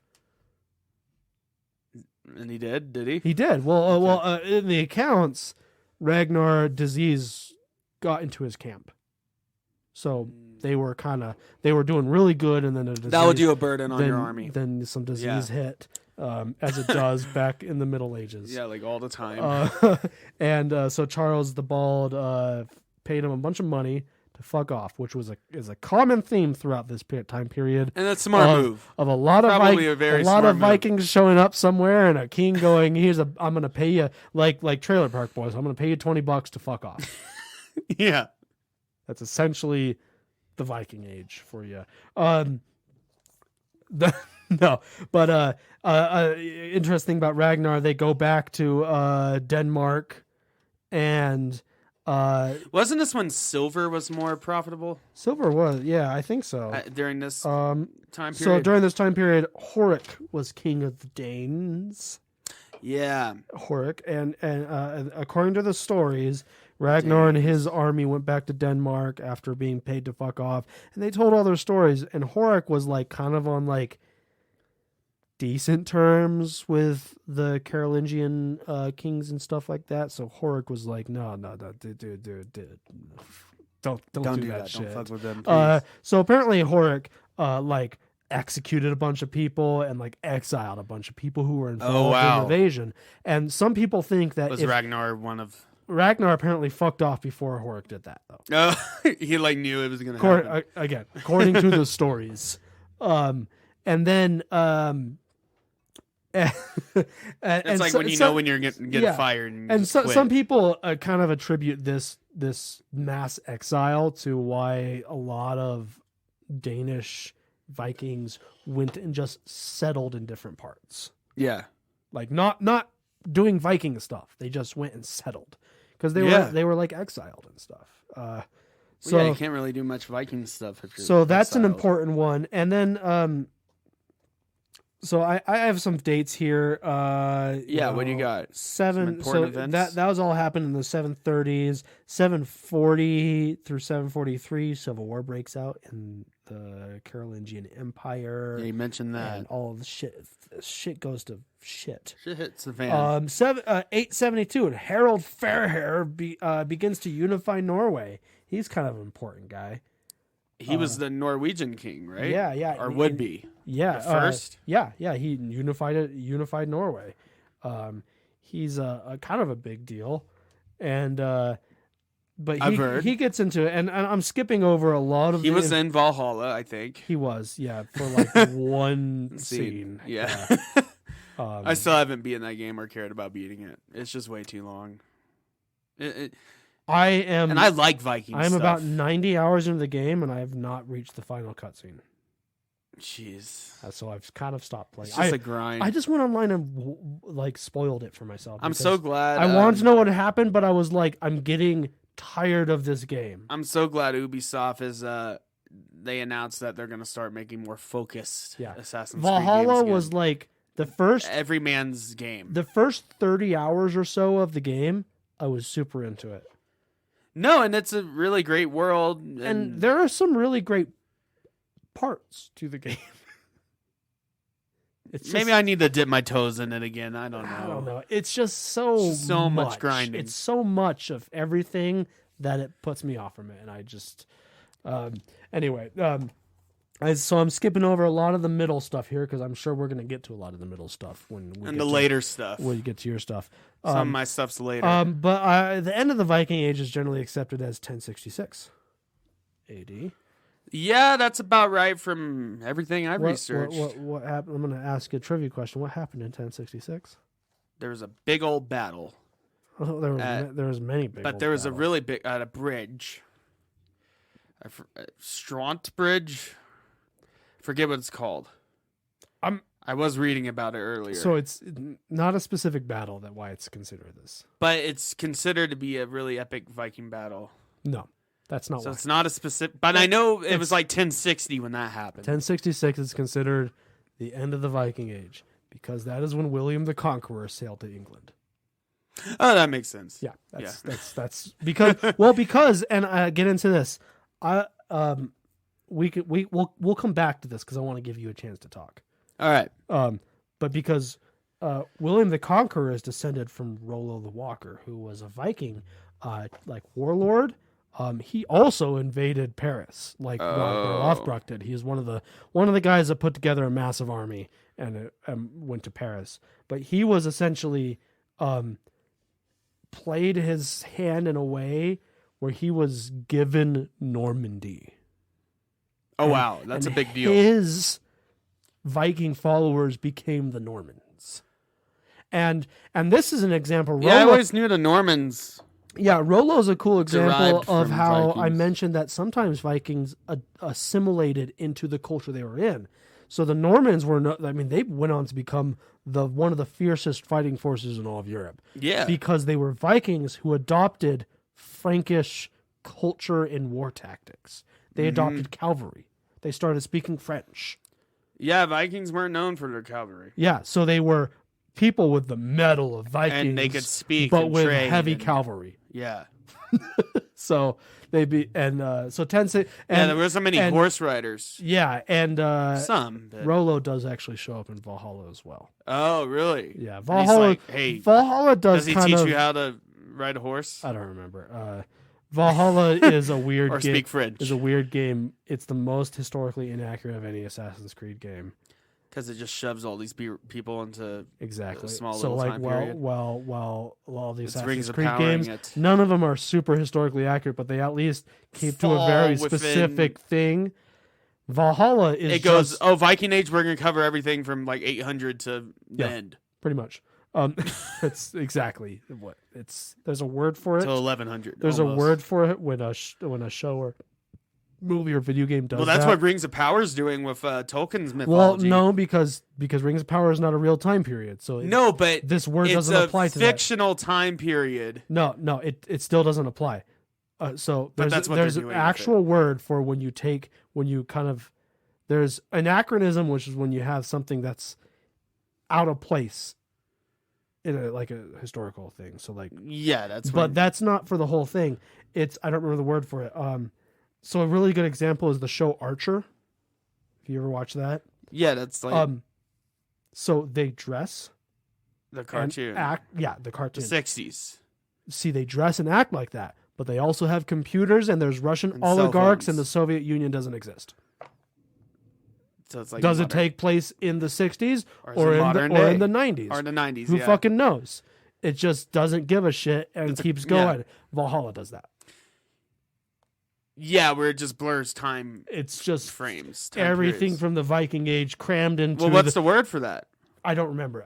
Well, I know. Yeah, if obviously. you're listening to this and you can remember the word for that, shoot us a message, And good on you. because there's a word for it. I heard it once, Hit us at and I Drunk Pod. cannot remember it, and I couldn't find it today.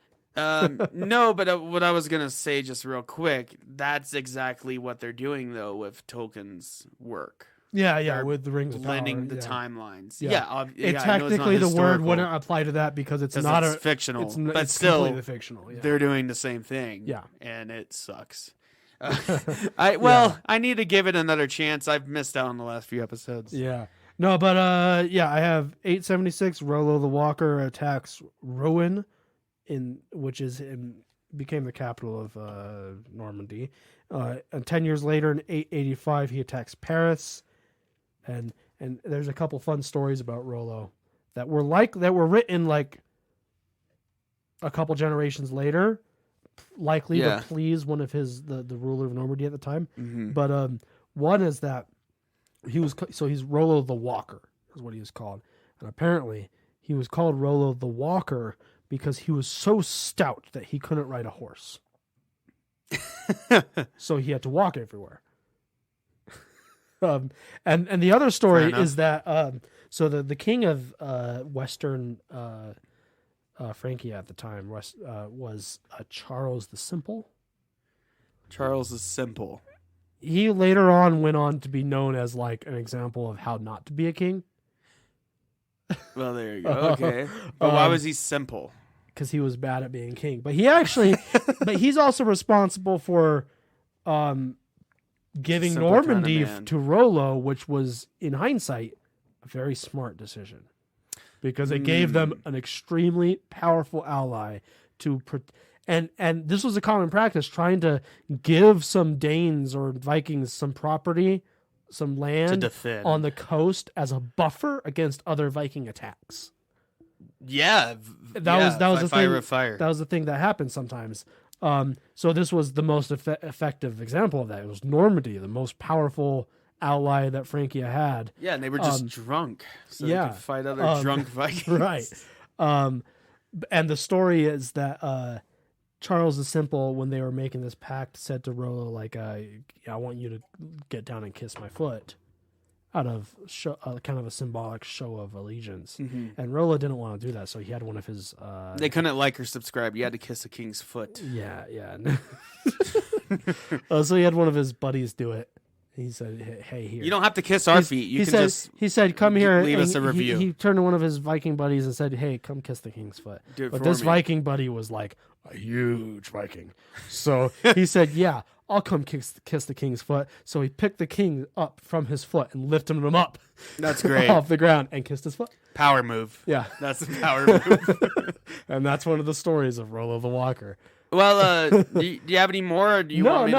I thought I would just You want me give to interject? kind of a beginning and the end of the Viking Age to give some context here. Well, we've been talking about people, and we've been talking about historical events. We mentioned weapons earlier. And I want to talk about a very particular Viking weapon. I love Very weapons, famous yeah. one. And a very notable one for a really good reason.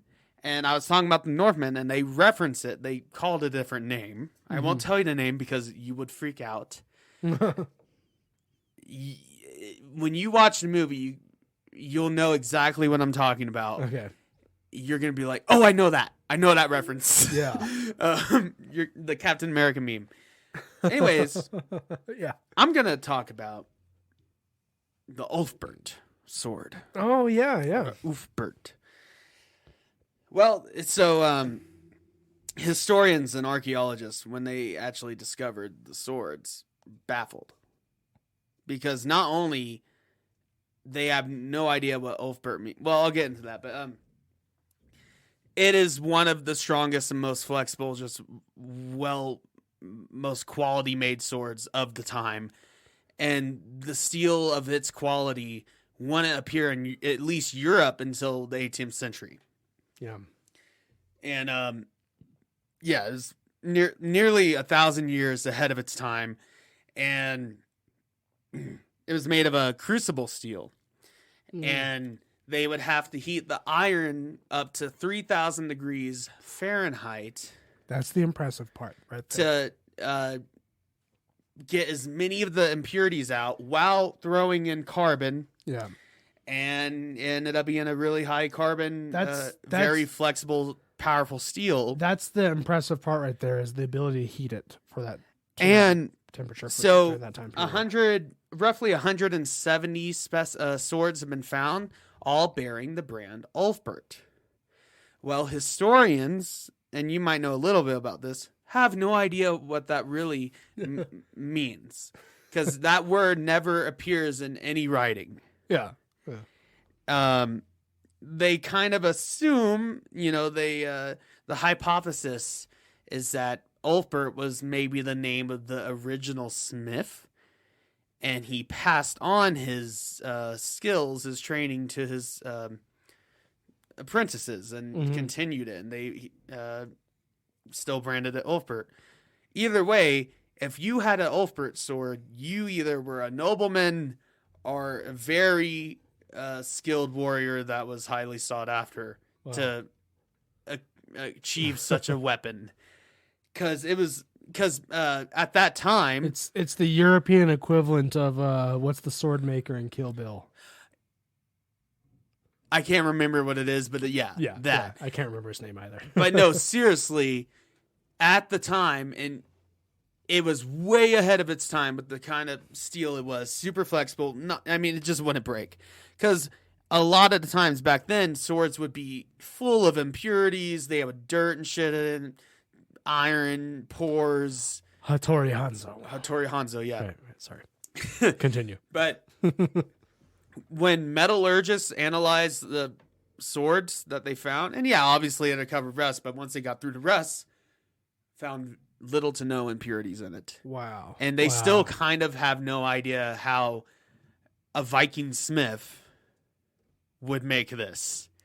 We just assume maybe they got passed on knowledge from the Middle East, which is highly probable. Yeah, There's a lot of trade. There's a lot going in and out. A misconception of not just about Vikings, about just people in the past in general, is that people go all the time. Networked. Yeah, I hear people all the time make claims like, "Oh, people never left their home village." Yeah, they fucking did.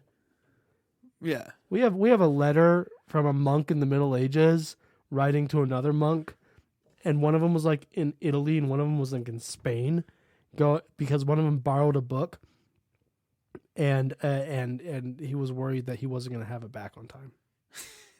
Like, seriously, we have those letters. People traveled. It was a lot harder. It took a long time. If you're ever watching but you could still do it if you wanted to. If you're ever watching a movie or see a trailer for a movie that's historical, if you ever see a trailer for a Viking movie and there's a black guy cast in it, and you hear people online going, there wasn't colored people in Scandinavia. There want to be fuck off. There were. Yeah, there want to be a lot of them, but there would be. Yeah, people traveled. The Vikings definitely knew about Africa. Yeah, they weren't just closed off. Yeah, like you would have to go back a lot further in history where people were that closed off from each other. Most cultures and cities and stuff like that wouldn't have been as multicultural as we are now. No, not nearly. But that doesn't mean they were oblivious to people from other parts of the world. Yeah. We have records that the Chinese people in China knew about the Romans. They would definitely keep their eye on that kind of thing. They knew about word would get around. They knew about the Romans. The Silk Road existed. Yeah. So if they traded, why couldn't they? Yeah. They knew about spread messages. They knew about the Roman Empire. They were aware of Romans. But anyways, the same type of steel used for the Ulfbert is the same kind of steel we use to make beams for skyscrapers. Wow. And it literally, that type of steel, this high carbon pure steel, and often some of them were even Damascus. So they had to learn something from the Byzantine. Who did Damascus? Was it the Ottoman Empire, the Byzantines? Do we really know? Wherever Damascus was. Well, either way, Damascus is a place. Yeah, but what Syria, empire was that? Syria, which would have been... What empire would that be in that time period? I'm just going to look at a map. Persia? Persian Empire. Probably. I don't know. Okay. Just looking at a map, just where... I mean, I don't know empire boundaries change, but looking at I'm looking at Google Maps and where That's Damascus roughly is right now. Persia. And that's roughly Persia. Yeah, tons of guys make Damascus nowadays, like Fortune Fire, you can watch it, but we still don't know how it was made at the time. From what I understand, actually, is that's kind of a pop culture myth of we don't know how Damascus was made. Well, we don't know precisely how it was made. We don't know. We know how to make Damascus. Yeah. We just don't know what method they used back. That's a That's perfect what I mean. way of putting it. Yeah. Is we make Damascus. You hear that and go like, oh, Every people hear like blacksmith starting out is gonna be like, you want to see this cool Damascus knife I made? No, people. It's people not hear, like hard to make. People hear, oh, we don't it's know how they relatively made hard. Damascus, and think that Damascus steel that you can buy nowadays isn't actually Damascus It is. steel. It is. It's just not. We don't know how what process. Yeah, they used. Damascus steel is pattern welded steel. Did they use canister Damascus? Probably not. But Yeah. did they use? Yeah, it's pattern welded steel. The way you put you it, is acid perfect. etch it. That's- You acid etch it, and then you see the patterns. Yeah. You have two or more different types of steel, and do layers. No, the way you put it is perfect. Yeah. Yeah. I mean, technically, a katana could have been Damascus if they acid etched it. Kinda. Yeah. It could, I suppose. Yeah. It could have been, depending Well, on the technique. Depending on folded the layers. katana, because a katana doesn't necessarily have multiple types of steel in it. But it could. It could. It could. That's Yeah. the thing. Yeah.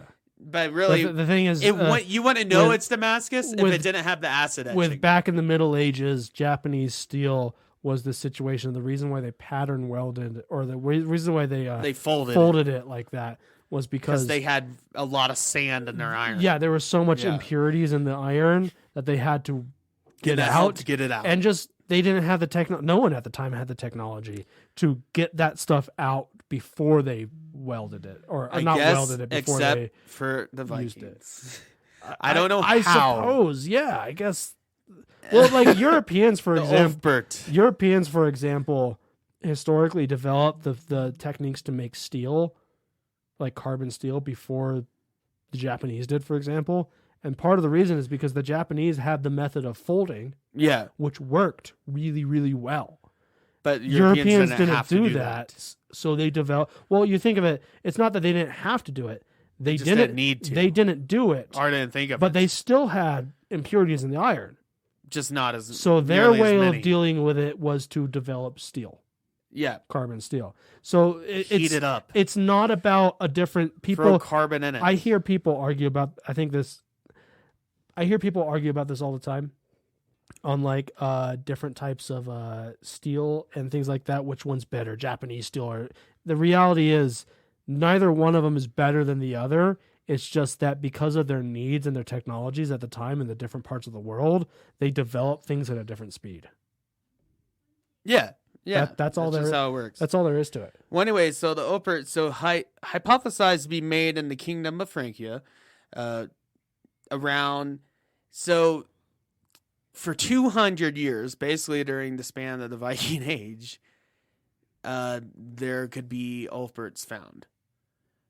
And like I said, about 170 of them were found. And yeah, there's no evidence of the word Ulfbert appearing in any text despite the sword's existence. And I would like to say it was an early form of branding. The Ulfbert sword was equivalent to a Gucci purse. Yeah, maybe. Yeah. That the smith that started making it, that passed it on, that's kind of what we assume happened. Was like you put Ulfbert on these swords to notify its quality, and that kind of thing. And yeah, and it was a really awesome sword to have because you could guarantee the fact that you could block another guy's shield strike or even a shield, whatever, and your sword, if you had an Ulfbert, it would flex. It wouldn't break. It wouldn't shatter anything. Yeah. It was basically the strongest steel that ever existed during that time. Wow. Yeah. In the form of a sword. Wow. And very sharp, flexible. And the Northman, he acquires through a quest basically the Ulfbert. They call it a different name, but it's basically the Ulfbert. Nice. And like a Skyrim, you get a cool weapon from a quest. Yeah, exactly. You can get the Ulfbert in Valhalla, apparently. When I was researching, I kept on getting Assassin's Creed Valhalla, how to unlock the Ulfbert. Yeah, that does kind of make me want to play it. That must have been a DLC edition, because at base game they had no single-handed swords at all. Yeah, it was DLC. Okay. That really disappointed me, by the way, the fact they didn't have single-handed swords. They had two-handed swords, which were not nearly as common at all. That's an understatement. Yeah. Yeah, I mean, at all. Yeah. Like, the whole misconception. I hate that existed. misconception that Vikings, they use swords, but use double-handed. No, they use relatively short to medium swords, double-bladed, with not too much of a pronounced point, often rounded off. Fullers, you know what a Viking sword looks like. And they're good swords. I want one. My Valhalla save file right now, I have a one-handed sword, because before the DLCs came out, they did like a winter festival like event thing where they had if you did all the stuff in this event thing, it just pissed me off so much. You could get a one-handed sword, so I did it because I wanted the one-handed sword. I'd be fighting Christians, and they would have one-handed swords. That's what bothered me, was because they obviously had the models and the animations. Yeah. And if I wanted one-handed, I had to use an axe or a mace or a... I do like axes and stuff. No, axe is cool. I mean... I wasn't disappointed with the weapons that were there. I was disappointed they just didn't have the one-handed swords, though, as an option. But yeah, the Ulfbert, and it still kind of baffles historians and archaeologists that are like, wow, we can only assume how it was made. There's no record of how it was made. Yeah. We can only guess that it was a crucible steel that was, molten steel into a crucible, and then they would pour it into a mold even, and then start forging from that, which is not a thing that happened that much at all. No, and it was a very unique sword. And the fact that I could show you later, I don't feel like pulling it up, but like the specimen we have of Ulfbert swords, for swords of that era, very well conditioned. Wow, yeah. No, I've seen. Yeah, it's still rusted out. I've seen some images of and the hilt's gone and everything, but Ulfbert swords compared to most swords, we don't even find because they're just gone. Yeah. Things, they don't last. They were that hot. long. They had full of impurities, iron, and they just kind of disintegrated over time. It's why we mentioned. But the fact that we have 170 Ulfberts, and that's the kind of. It's not like, it was just this one legendary sword. No, it was like a product. It was a brand of sword. Yeah. That was passed on for 200 years. One thing that I'll say about Japanese swords, for example, it's not that they're inferior or greater than European swords, but that people in Japan have taken care of them. Because they pass them on through their ancestors. We have swords from the 1400s. Yeah. That are in excellent condition. Like, still usable type of condition. Well, it's insane. If a warrior with a Ulfbert died in battle, another guy picked it up, and then he died, and then maybe it just got lost forever. Europeans didn't have that reverence for swords. Well, I think there was... Like, the Ulfbert was definitely one of them, and that's probably why we could find so many. Yeah. But yeah, in general, I mean, it would be unless it was like, I feel like out of all weapons, the swords was probably the most like revered, like most well kept. Mm-hmm. But like an axe, whatever, who gives a shit? You grab another one. Yeah. They're easy to make. It's cheap. You know. But yeah, the Ulfber, it's always been one of my favorite weapons to learn about in history. That's pretty rad. And the fact that, at least in Europe, there was no other sword that would even come close to it during that age. Yeah. And just the fact that you could... Swords that are made today with modern processes, modern techniques, still, they have to work hard to make it as good as like an Ulfbert. Yeah, you have to buy like an Albion sword. You can get an Ulfbert reproduction.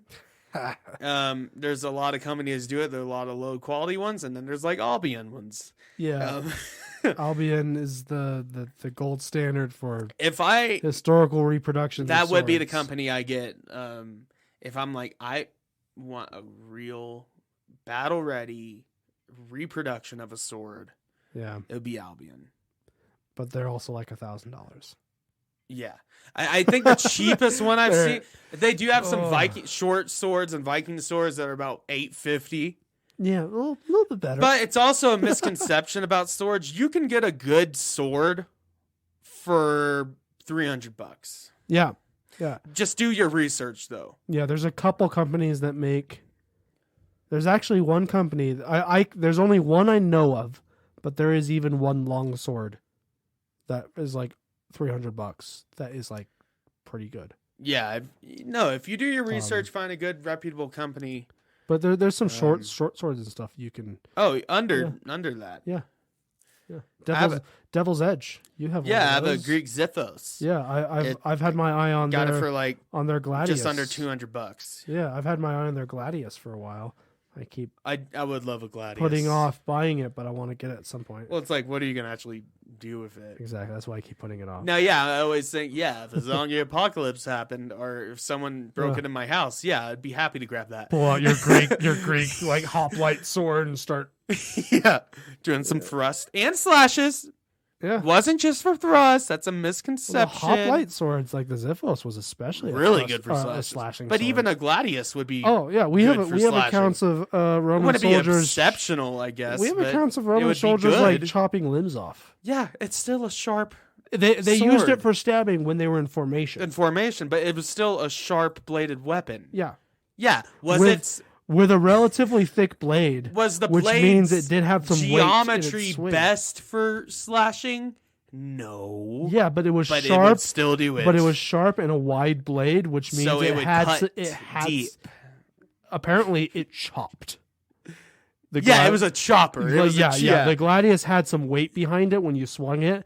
So, they used it. Yeah, technically, like a shamshear would be better for slashing because it's curved. But it doesn't have the versatility. It's harder to stab. The Gladius, technically, and how they used it officially was as a stabbing weapon, but it definitely could chop like limbs off and stuff like that, and was very good at it, apparently.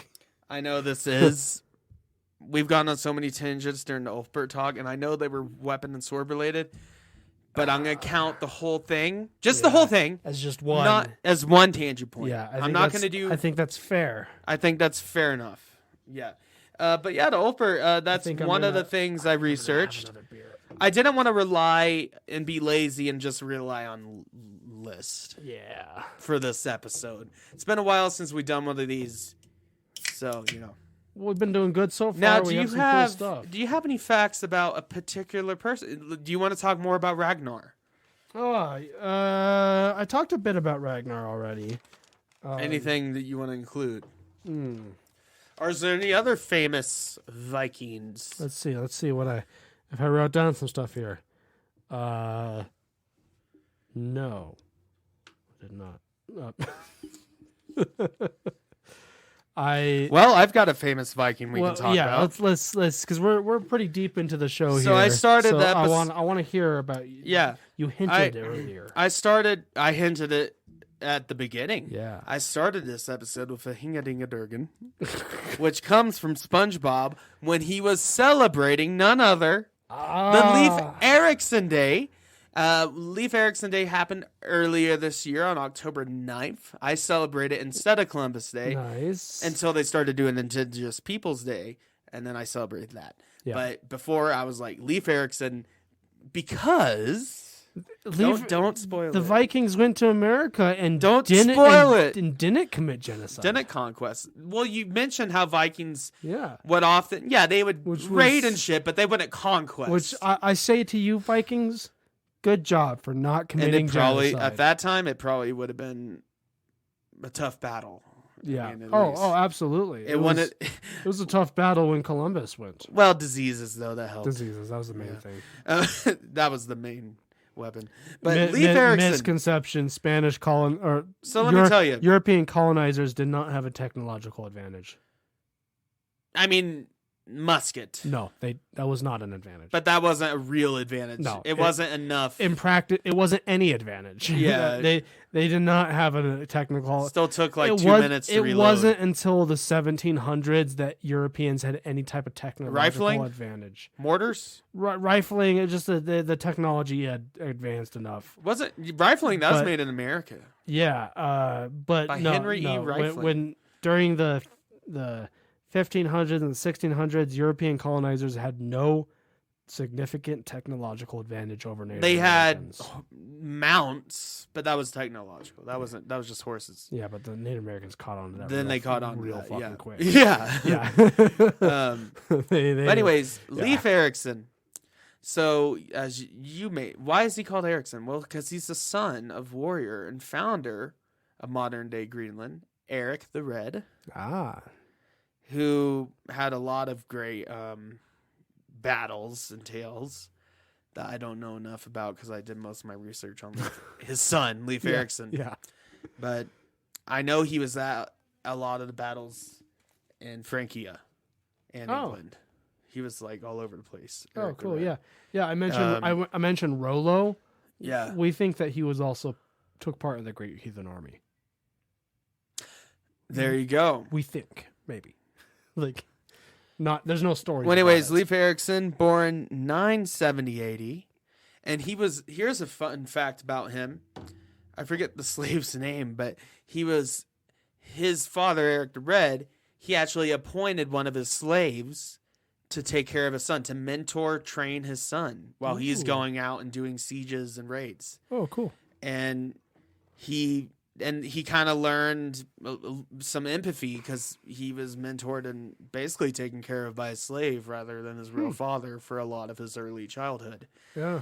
And that's where he kind of learned some combat skills. But Leif Erikson wasn't one of those stereotypical Vikings you think of that just raid and go into combat. No, Leif Erikson was more of an explorer. Yeah.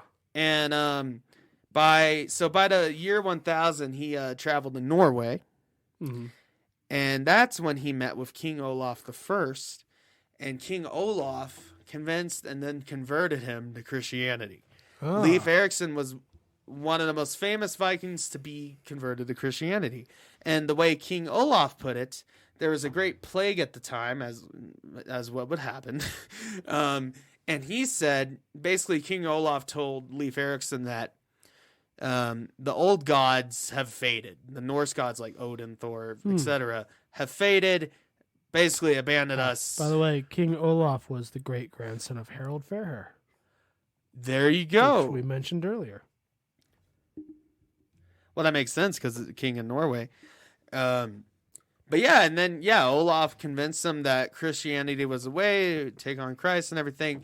And then Leif Erikson, and he was born in Iceland, by the way. Mm-hmm. But then he would travel to Greenland, where his father was and where his kin were, for the most part. And he was going to start spreading the Christian faith.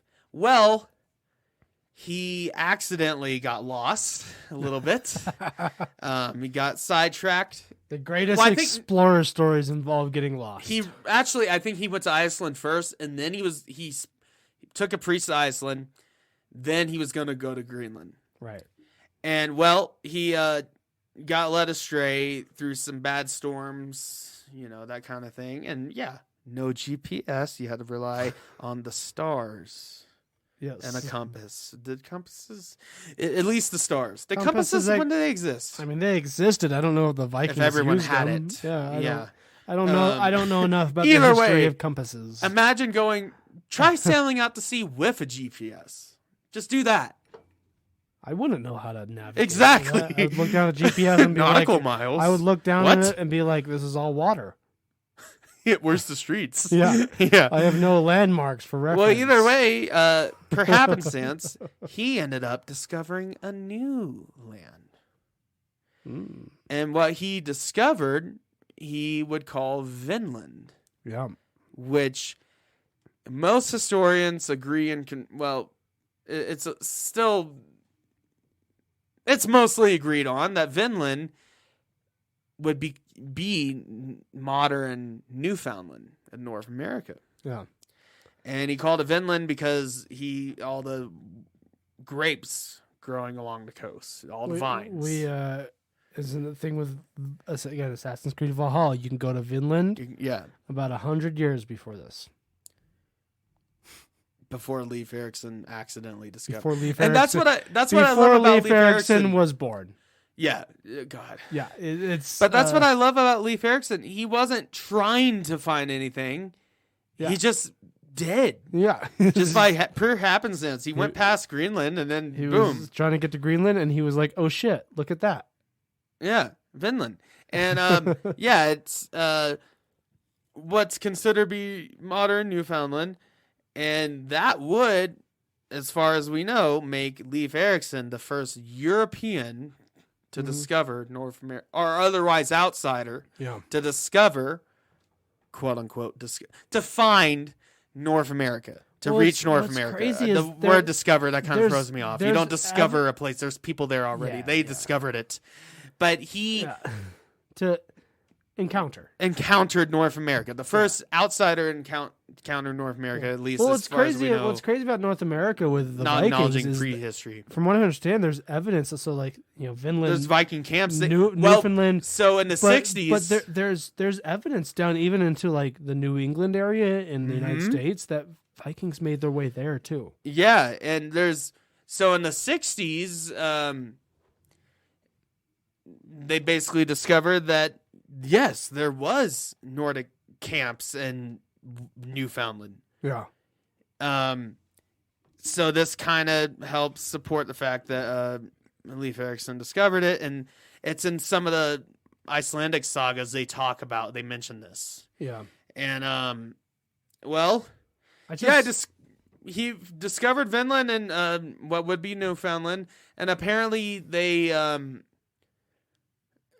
established some settlements. But like you said, Vikings were never a conquering type people, really. No, never. He went back home to Greenland and Iceland, around that area, and they established some settlements and camps there, but just very small, low level trades.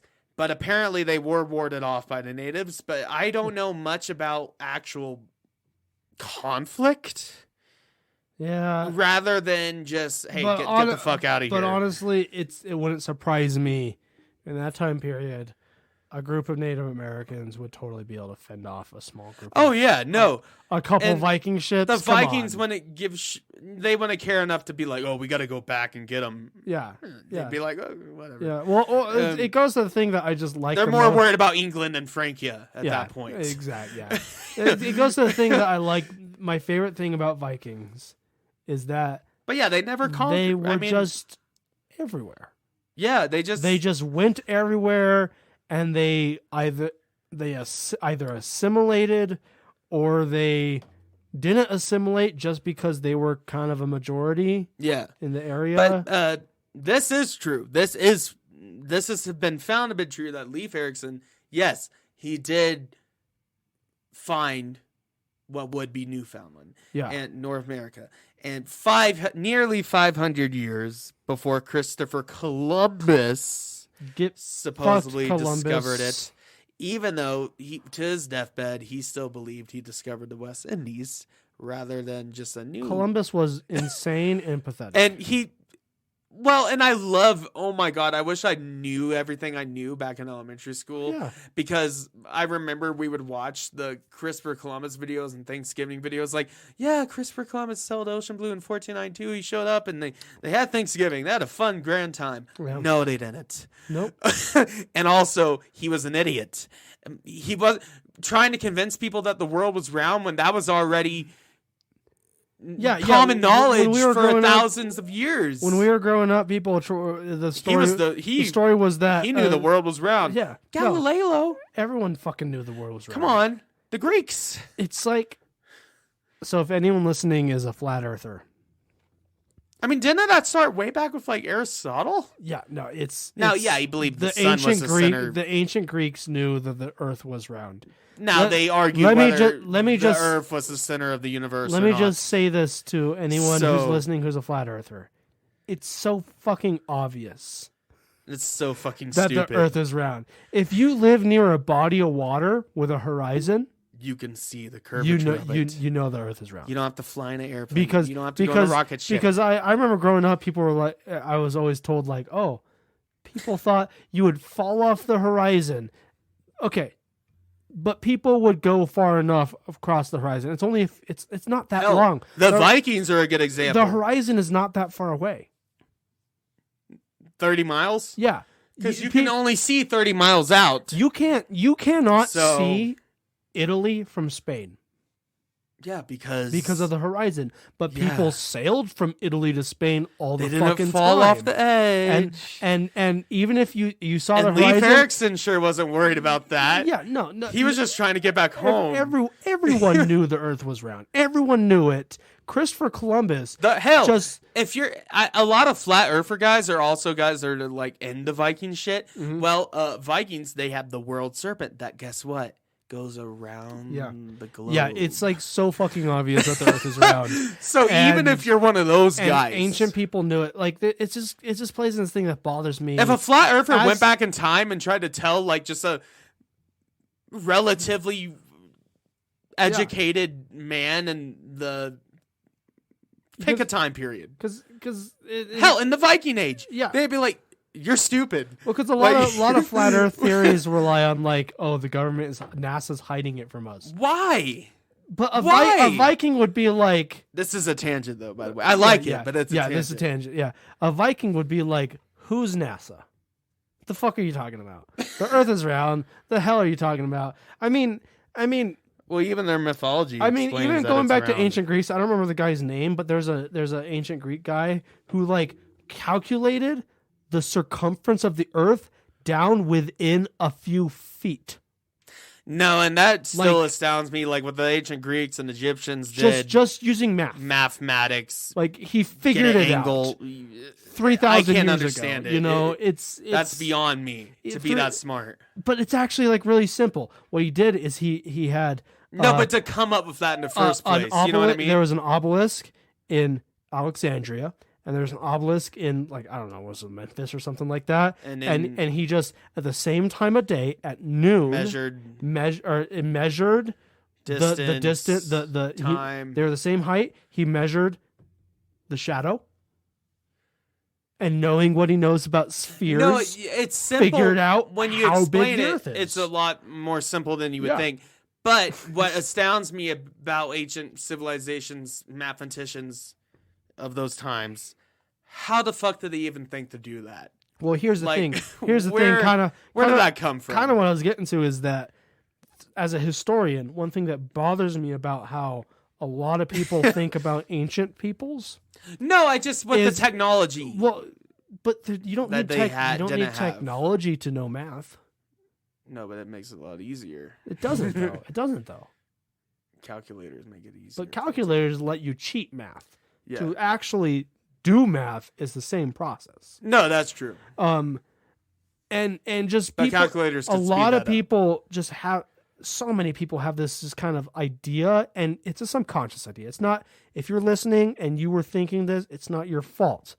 It's just this thing that a lot of people nowadays just naturally... No, I agree with you. The conclusion that they fall onto is that ancient peoples were not as smart as us. No, they were just as smart. They were just as smart. Or smarter, maybe. Yeah, they were just smart. They were still Homo sapiens, the same species, the same capacity for knowledge, creativity, and what a lot of people don't realize... In the span of a species, a couple thousand years, it's nothing. It's nothing, yeah. We have the advantage of thousands of years of scientific knowledge that we can look back on and learn from. And we have 1,000 years of scientific evidence pointing to the world being round. Yeah, and we have NASA wasn't around back then to cover it up, and we have the advantage of all our technology now, and we have all these advantages to help us learn, but we're not actually any smarter than the ancient Egyptians, for example, were. I think they were smarter. In some ways, I actually think they were, because been. they didn't have the internet. They had to figure shit out. Yeah, they were still the same species with the same capacity for knowledge and creativity as we have. Like, but that does count as a tangent point. It absolutely does count. But it's absolutely a tangent. But anyways, so I mentioned Leif Erikson Day. So this kind of coincides in the 60s. In the early 60s, there was evidence of Viking camps found in Newfoundland. Yeah, I know. Yeah, I know. Just making sure you know. And then in 1964, Congress approved a public resolution proposed by President Lyndon B. Johnson, who is actually one of my favorite presidents. I do like President Johnson. He continued a lot of Kennedy's legacy. He did a lot for the civil rights movement. More than Kennedy ever could, because Kennedy takes all the credit.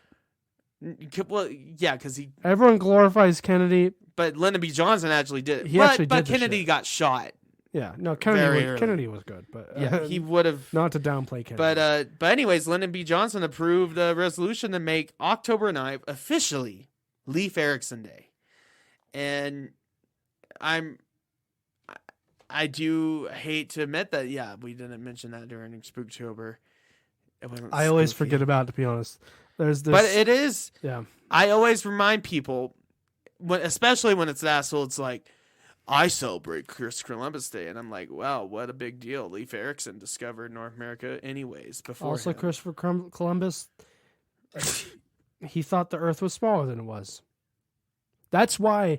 Well, yeah, because he thought he discovered the West Indies. Americans are told the story of like, oh, everyone thought the Earth was flat, but and that's why. No, the reason why nobody was fun. I think more people think the Earth's flat as now. Yeah, no, I think I would agree with you.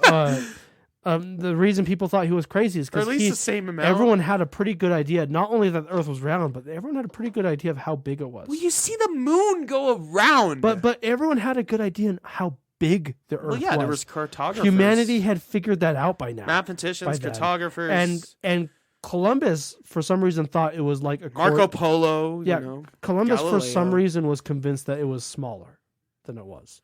And so that's why when he went to the and he thought when he went to Royals and West Indies in Italy and said, I want to do this, they wouldn't fund it. They said, you're a fucking idiot, because do you know how much ocean that is? You're going to die.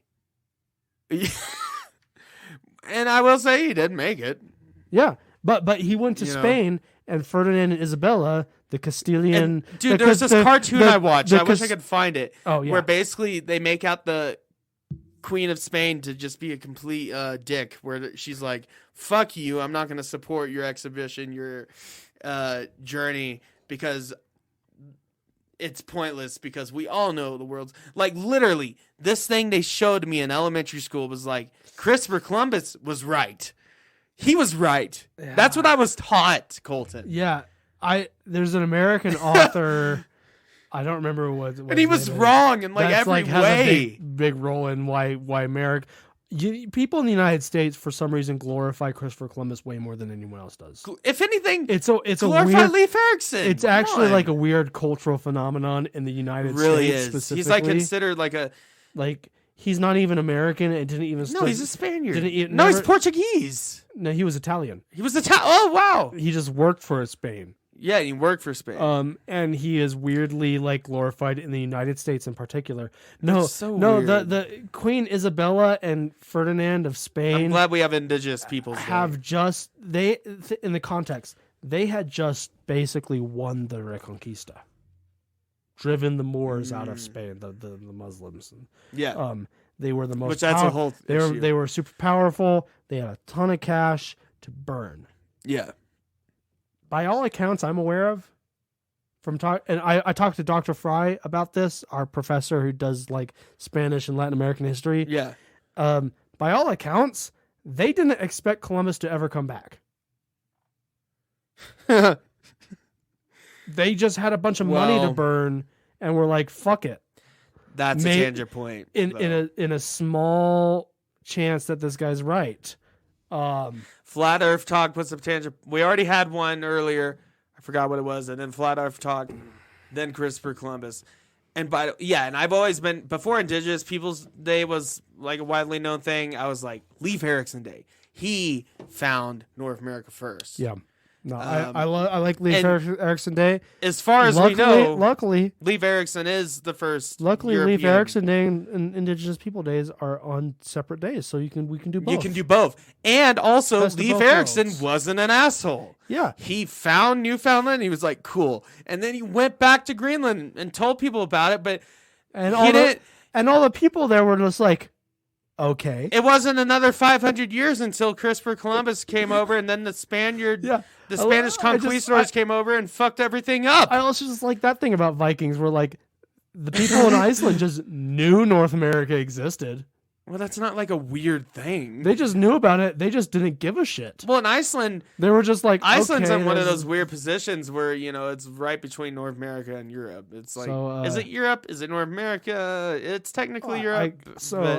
Tangent points wise. Yeah, we're on 3 tangent points. Do we option. want to veto or do we want to just take it and reset? I got an option for you. What's your option? Peppermint schnapps or bourbon. Because those are the liquors we have right now.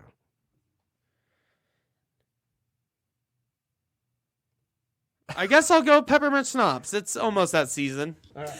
By the way, me and Colton have been talking, and maybe it won't be quite like Spooktober. Well, maybe. I don't know. We're gonna change things up this year. We have a lot of holiday episodes planned. Yeah, it's gonna be awesome. It might be like a Spooktober, maybe. Oh, I just took that shot. Christmassy holiday. We might have mentioned this last episode. This is the chairlift warmer peppermint schnapps from Telluride Distilling Company. It is. That's peppermint schnapps. It's peppermint schnapps, but it is a pretty good one, though. It is a good one. As far as peppermint schnapps goes. Ooh, that would be good in hot chocolate. I had that last night. It was delicious. I actually got some hot chocolate. Peppermint hot chocolate. That's all they had left. They had the Swiss Miss peppermint one. And I was like, good, because I like peppermint. I accidentally bought a bunch of hot chocolate mixes for Keurig. I got the Keurig ones. Yeah, I accidentally bought a bunch of them. I don't have a Keurig. I just accidentally luckily, with the hot chocolate mixes, you can just open it up and throw it in your cup. Throw it in. No, and I need to stop using K-Cups. However, because they're really bad for pollution, for littering, because they're little plastic cups. However, I ordered some coffee from Green Day's coffee company, actually. Ooh. And it is literally Green Day. Mike Durant, Billy Joe, and Trey Cole started their own coffee company, Oakland Coffee. And they make compostable K-Cup pods. Oh, cool. So I won't feel bad, and I order it, and I'll let you know what I think. Yeah, I'm going to request a report on that one. Yeah. See if it's good. Because we've always thought about, this is a little side thing. I think we get a little time before we get another point. Yeah. We love We get drinking. a grace period. We love drinking, right? We're an Odd Drunk podcast. However, I have played around with the idea, whether it's for a Patreon type thing, like a little extra thing, a totally sober morning show. Coffee. We drink our favorite coffees. That would be cool. Because besides beer and liquor and shit, coffee is my favorite. I'm a total coffee guy. So I don't think you and me have ever discussed coffee. We need to discuss coffee. But I know both of us are big coffee guys. And I know our friend Chris McMahon. I don't know if I pronounce it. That's close enough. But he McMahon. McMahon, yeah. Chris McMahon. Because he's badass. He just badass. Causes mayhem all the time. Yeah, he's always causing mayhem on our DMs. Yeah, and we did an interview with him a few weeks ago before Spooktober. And great episode. Go check it out. It's a chat across the pond. And our first international interview, by the way. Yeah. But he mentioned the fact of doing the Patreon thing, and we are at the point with our podcast. And I don't want to be one of those guys where I'm always pushing it. But if I can come up with something extra, if we can come up with something extra, that is actual content instead of just asking for money. We will not do a Patreon unless we can reward our Patreon. Yeah, we want something extra. Yeah. And I thought maybe once a month. I don't know, a couple times a month. Not as often. Yeah. A morning show where we talk about the news or, some shit like that. That would be great. I would love to and do just that. Drink coffee and, that kind of thing. And it doesn't have to be recorded in the morning, just the illusion of it. Yeah. Because of our schedules. Anyways,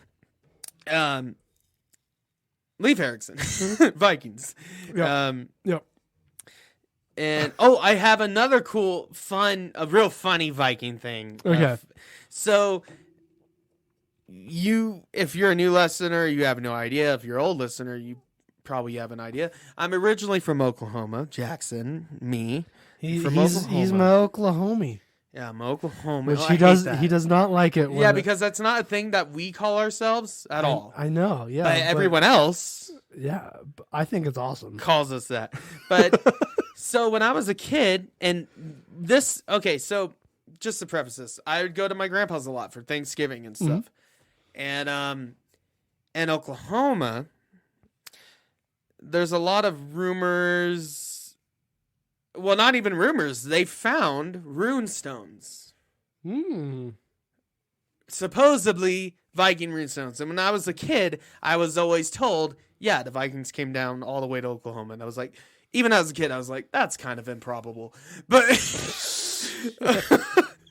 but I still kind of wanted to believe it, right? Because I thought it was cool. Yeah. Well, you can look it up, but so apparently, there's runestones in Oklahoma, and I went to the museum and to the park, the Heavener runestone in LaFleur County, Oklahoma, where my grandpa lives in Poto, and just a few miles, it's Heavener, and it's like one of the most country places ever.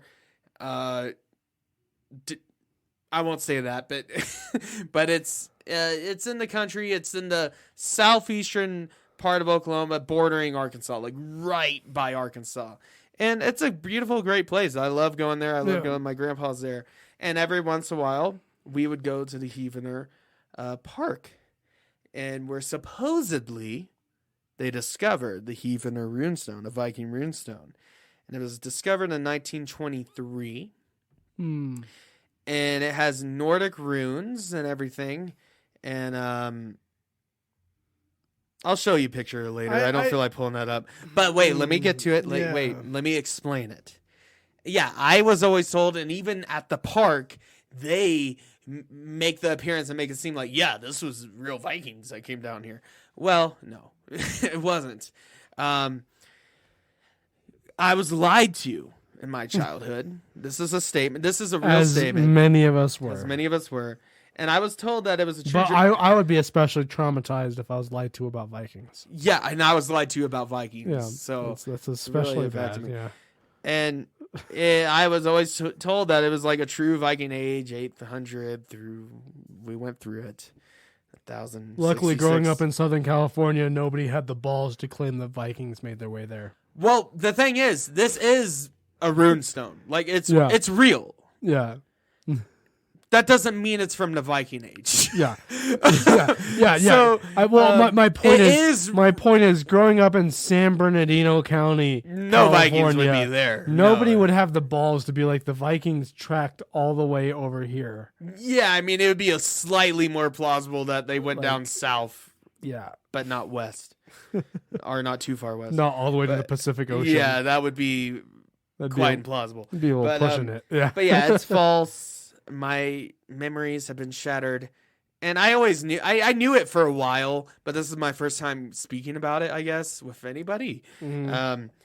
But it is most likely a 19th century artifact carved just by a random Sweden immigrant. Just a Swedish railroad worker. I gotta say. But it is real. That's almost better. Because it's funny. But it is real. The thing about it, it wasn't like fabricated. Like it's real. but it's not from the Viking Age.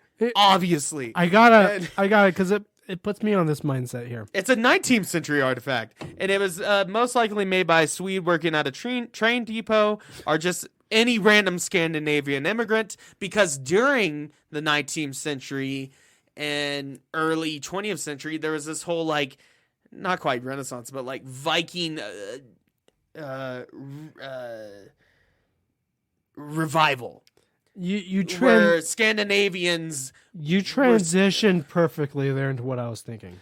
They were starting to appreciate their Viking culture and everything.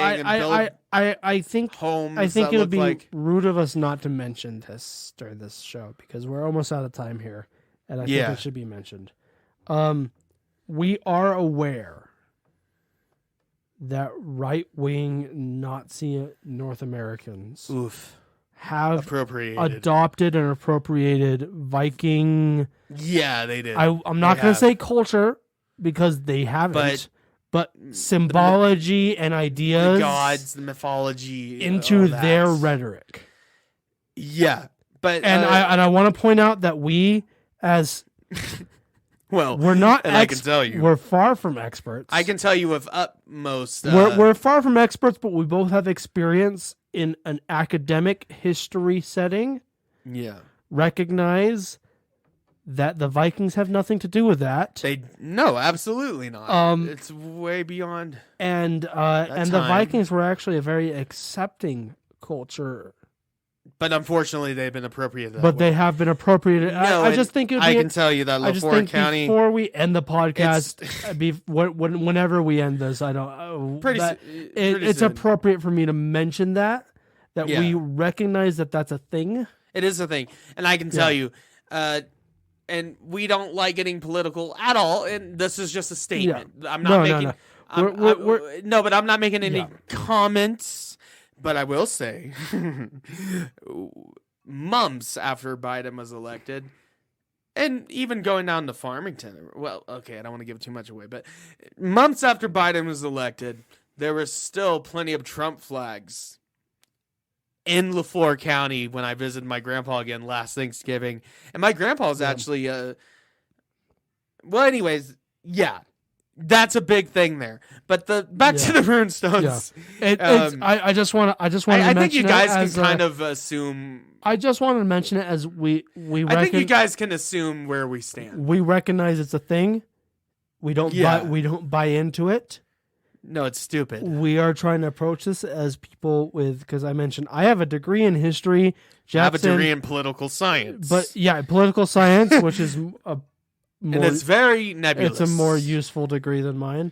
They're both about roughly as equal. But you also did your you didn't finish it, but you started towards a minor in history, which means you're not a noob with history. I am not a noob in history. So my point I could have been a double major. I wasn't if I wasn't lazy. My point is we're both not idiots when it comes to history, and we recognize this political aspect to the Viking thing. No, it's definitely in North America. Yeah. The United States. I don't want to include anyways. I don't want to throw Canada under the bus accidentally. Don't give us another tangent point.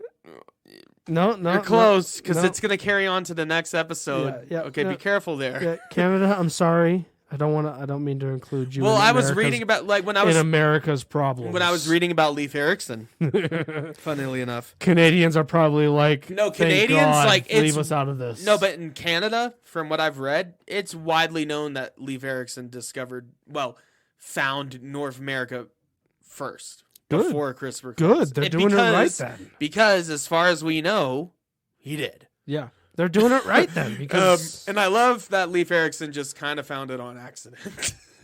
He wasn't trying to prove anything, and then, he wasn't trying to prove Christopher Columbus. He was trying to prove some shit that the world. And then was I love even more that he didn't do anything about it. No, he just. Yeah, I mean, he just went back. There's a statue of him in Minnesota. Yeah, I love that. It's not just like Christopher Columbus came over and he, quote unquote, discovered America, and then tried to make. Well, think about and then tried to become rich from it. Think about it. I don't like that Leif Erikson isn't as well known as Christopher Columbus. Thank you, SpongeBob, for helping with that. Yeah, but I do like that even going back to when he was around, he didn't try to like make a big deal out of it. Christopher Columbus came over and tried to be rich because I think if Leif Erikson was just as much of a like vindictive, greedy asshole as Christopher Columbus was, we would probably be celebrating Leif Erikson Day more widely. Yeah, like I feel like he would be the one. If anything, it is shockingly weird how Christopher Columbus, an Italian, is more revered than Leif Erikson, an Anglo-Saxon. Yeah, that's just. I mean, that's fine, but that's just weird. It's so. But here's the bizarre. thing. Here's the thing. Also, I love that Leif Erikson came over. Unlike Christopher Columbus, he came over and he was like, "I'm gonna be rich from this." Leif Erikson came over and was just like, "Cool, okay, I'm going back home now." Yeah, like, he was just like nonchalant about it. He was just like, "There's some land." Well, anyways, just to cap this off about the rune stones. So in Oklahoma, and archaeologist Lyle Thompson in 2007, his master's thesis for the University of Leicester, he examined the rune. This was for his master's thesis. He examined the rune stone. Noted 1, there is no cultural evidence of Vikings in or near the region. 2, no Old Norse approach to translation fits the stone. It's not Old Norse. It's just modern Swedish, basically. 3, the stone's most likely translation is Gnomedale, Valley of the Gnomes. 4, Scandinavian presence in the nearby town of Heavener is early and likeliest source of the carving of the stone. 5, other purported rune stones in the region are modern creations or misinterpret Native American rock art. And it's just people saying, "Yeah, it was Vikings." I love. And then here's his last quote. Okay, yeah. Barring any new evidence, the stone is best considered a modern creation. I love that there's this idea of like a whole town, a little culture there. Oh, like the high school there? One of the high schools there is still the Vikings because they still like. I mean, that's cool. Let them. No, it's cool, but they're still pushing the idea that it was real. But it was Vikings. I love the idea of this whole town building its identity. And I think my grandpa always knew it wasn't real, but when we were kids, he told us it was just because it was exciting. You know? I love this idea of this whole town building basically like this identity off of this Viking heritage. And then there's just fucking grad student coming along and being like, actually, Yeah. no. And I'm gonna write my master's thesis on this. I'm gonna write my thesis on how. No, I'm going to be. I wish I could write a thesis where I was just like, actually, no. I didn't even get to do that. Mine was way more convoluted than that. Yeah, mine was too. And I'm going to be applying for grad school, and I hope my master's thesis is like that because my sister's wasn't. It's got to be an actually no. Yeah, my sister's thesis, I read it. It was a very good thesis, but it wasn't like proving an entire town's cultural heritage wrong. Well, and I love that it was. I love it. Most likely just a random Swede that just did it out of that's boredom. even better. I really like this. Here's what. So technically, what's the town's name? Heavener. Heavener. I forgot how they pronounce it. Next time I'm traveling through Heavener, which you probably won't be. I'm gonna go visit. If you're traveling through there, you're not traveling on well-traveled roads. If I'm ever traveling through there, I'm gonna go visit those ruins. Well, you got to come to my grandpa's place because I gotta be like, these are the stones that tricked an entire town into a cultural heritage based off of a probably Swedish immigrant just doing something on a whim. Basically, the equivalent of graffiti. It makes me go, I gotta see these stones. That's even better than if they were real Viking stones. Right. Like that's almost better. Because it was funny. I love it. That's great. Yeah. Yeah. I did have whole other lists to talk about, but I think I have a few other things, but this has gone on. This is a long episode. It's a lot to try to cover. The whole Viking Age in 2 hours. That's a lot. Let's just say that there are professors out there who teach entire semester-long courses on the Viking Age.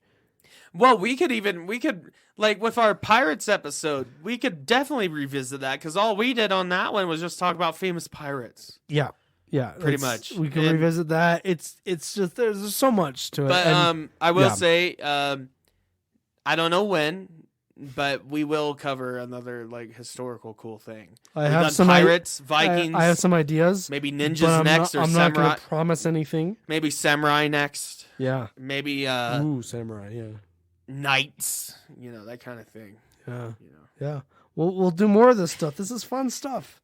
This is stuff that both of us are like into enough that we can. I mean, we will actually put aside time to. This could be a 4-hour episode. It could be, but no one wants that. I don't want that. But we recognize that no one wants that. Yeah. I don't want it. I know that. Yeah. I know that for sure. Yeah. But yeah, and I cannot say, and we're in the normal phase of the podcast, so I can't tell you what's coming up. I can't even hint at it. But we got some cool ideas though. But I will say, there's gonna be something good. I mentioned earlier, this holiday season is gonna be a goof and a gaff. It's gonna be a fun. You put it perfectly. Man. We're gonna jazz it up. Yeah. Yeah. In fact, speaking of jazzing things up, play that outro. This is not a test. I repeat, this is not a test. The Odd Drunk Podcast recommends you follow their Instagram and join their Facebook group for more fun content. To visit all of our current streaming and social media platforms, visit the link tree in the description. If you enjoy the show, we would be appreciated if you would leave a review on Apple Podcasts. The Odd Drunk Podcast would like to remind you to drink responsibly and not to drink and drive. Okay, Colton, you can roll the outro now.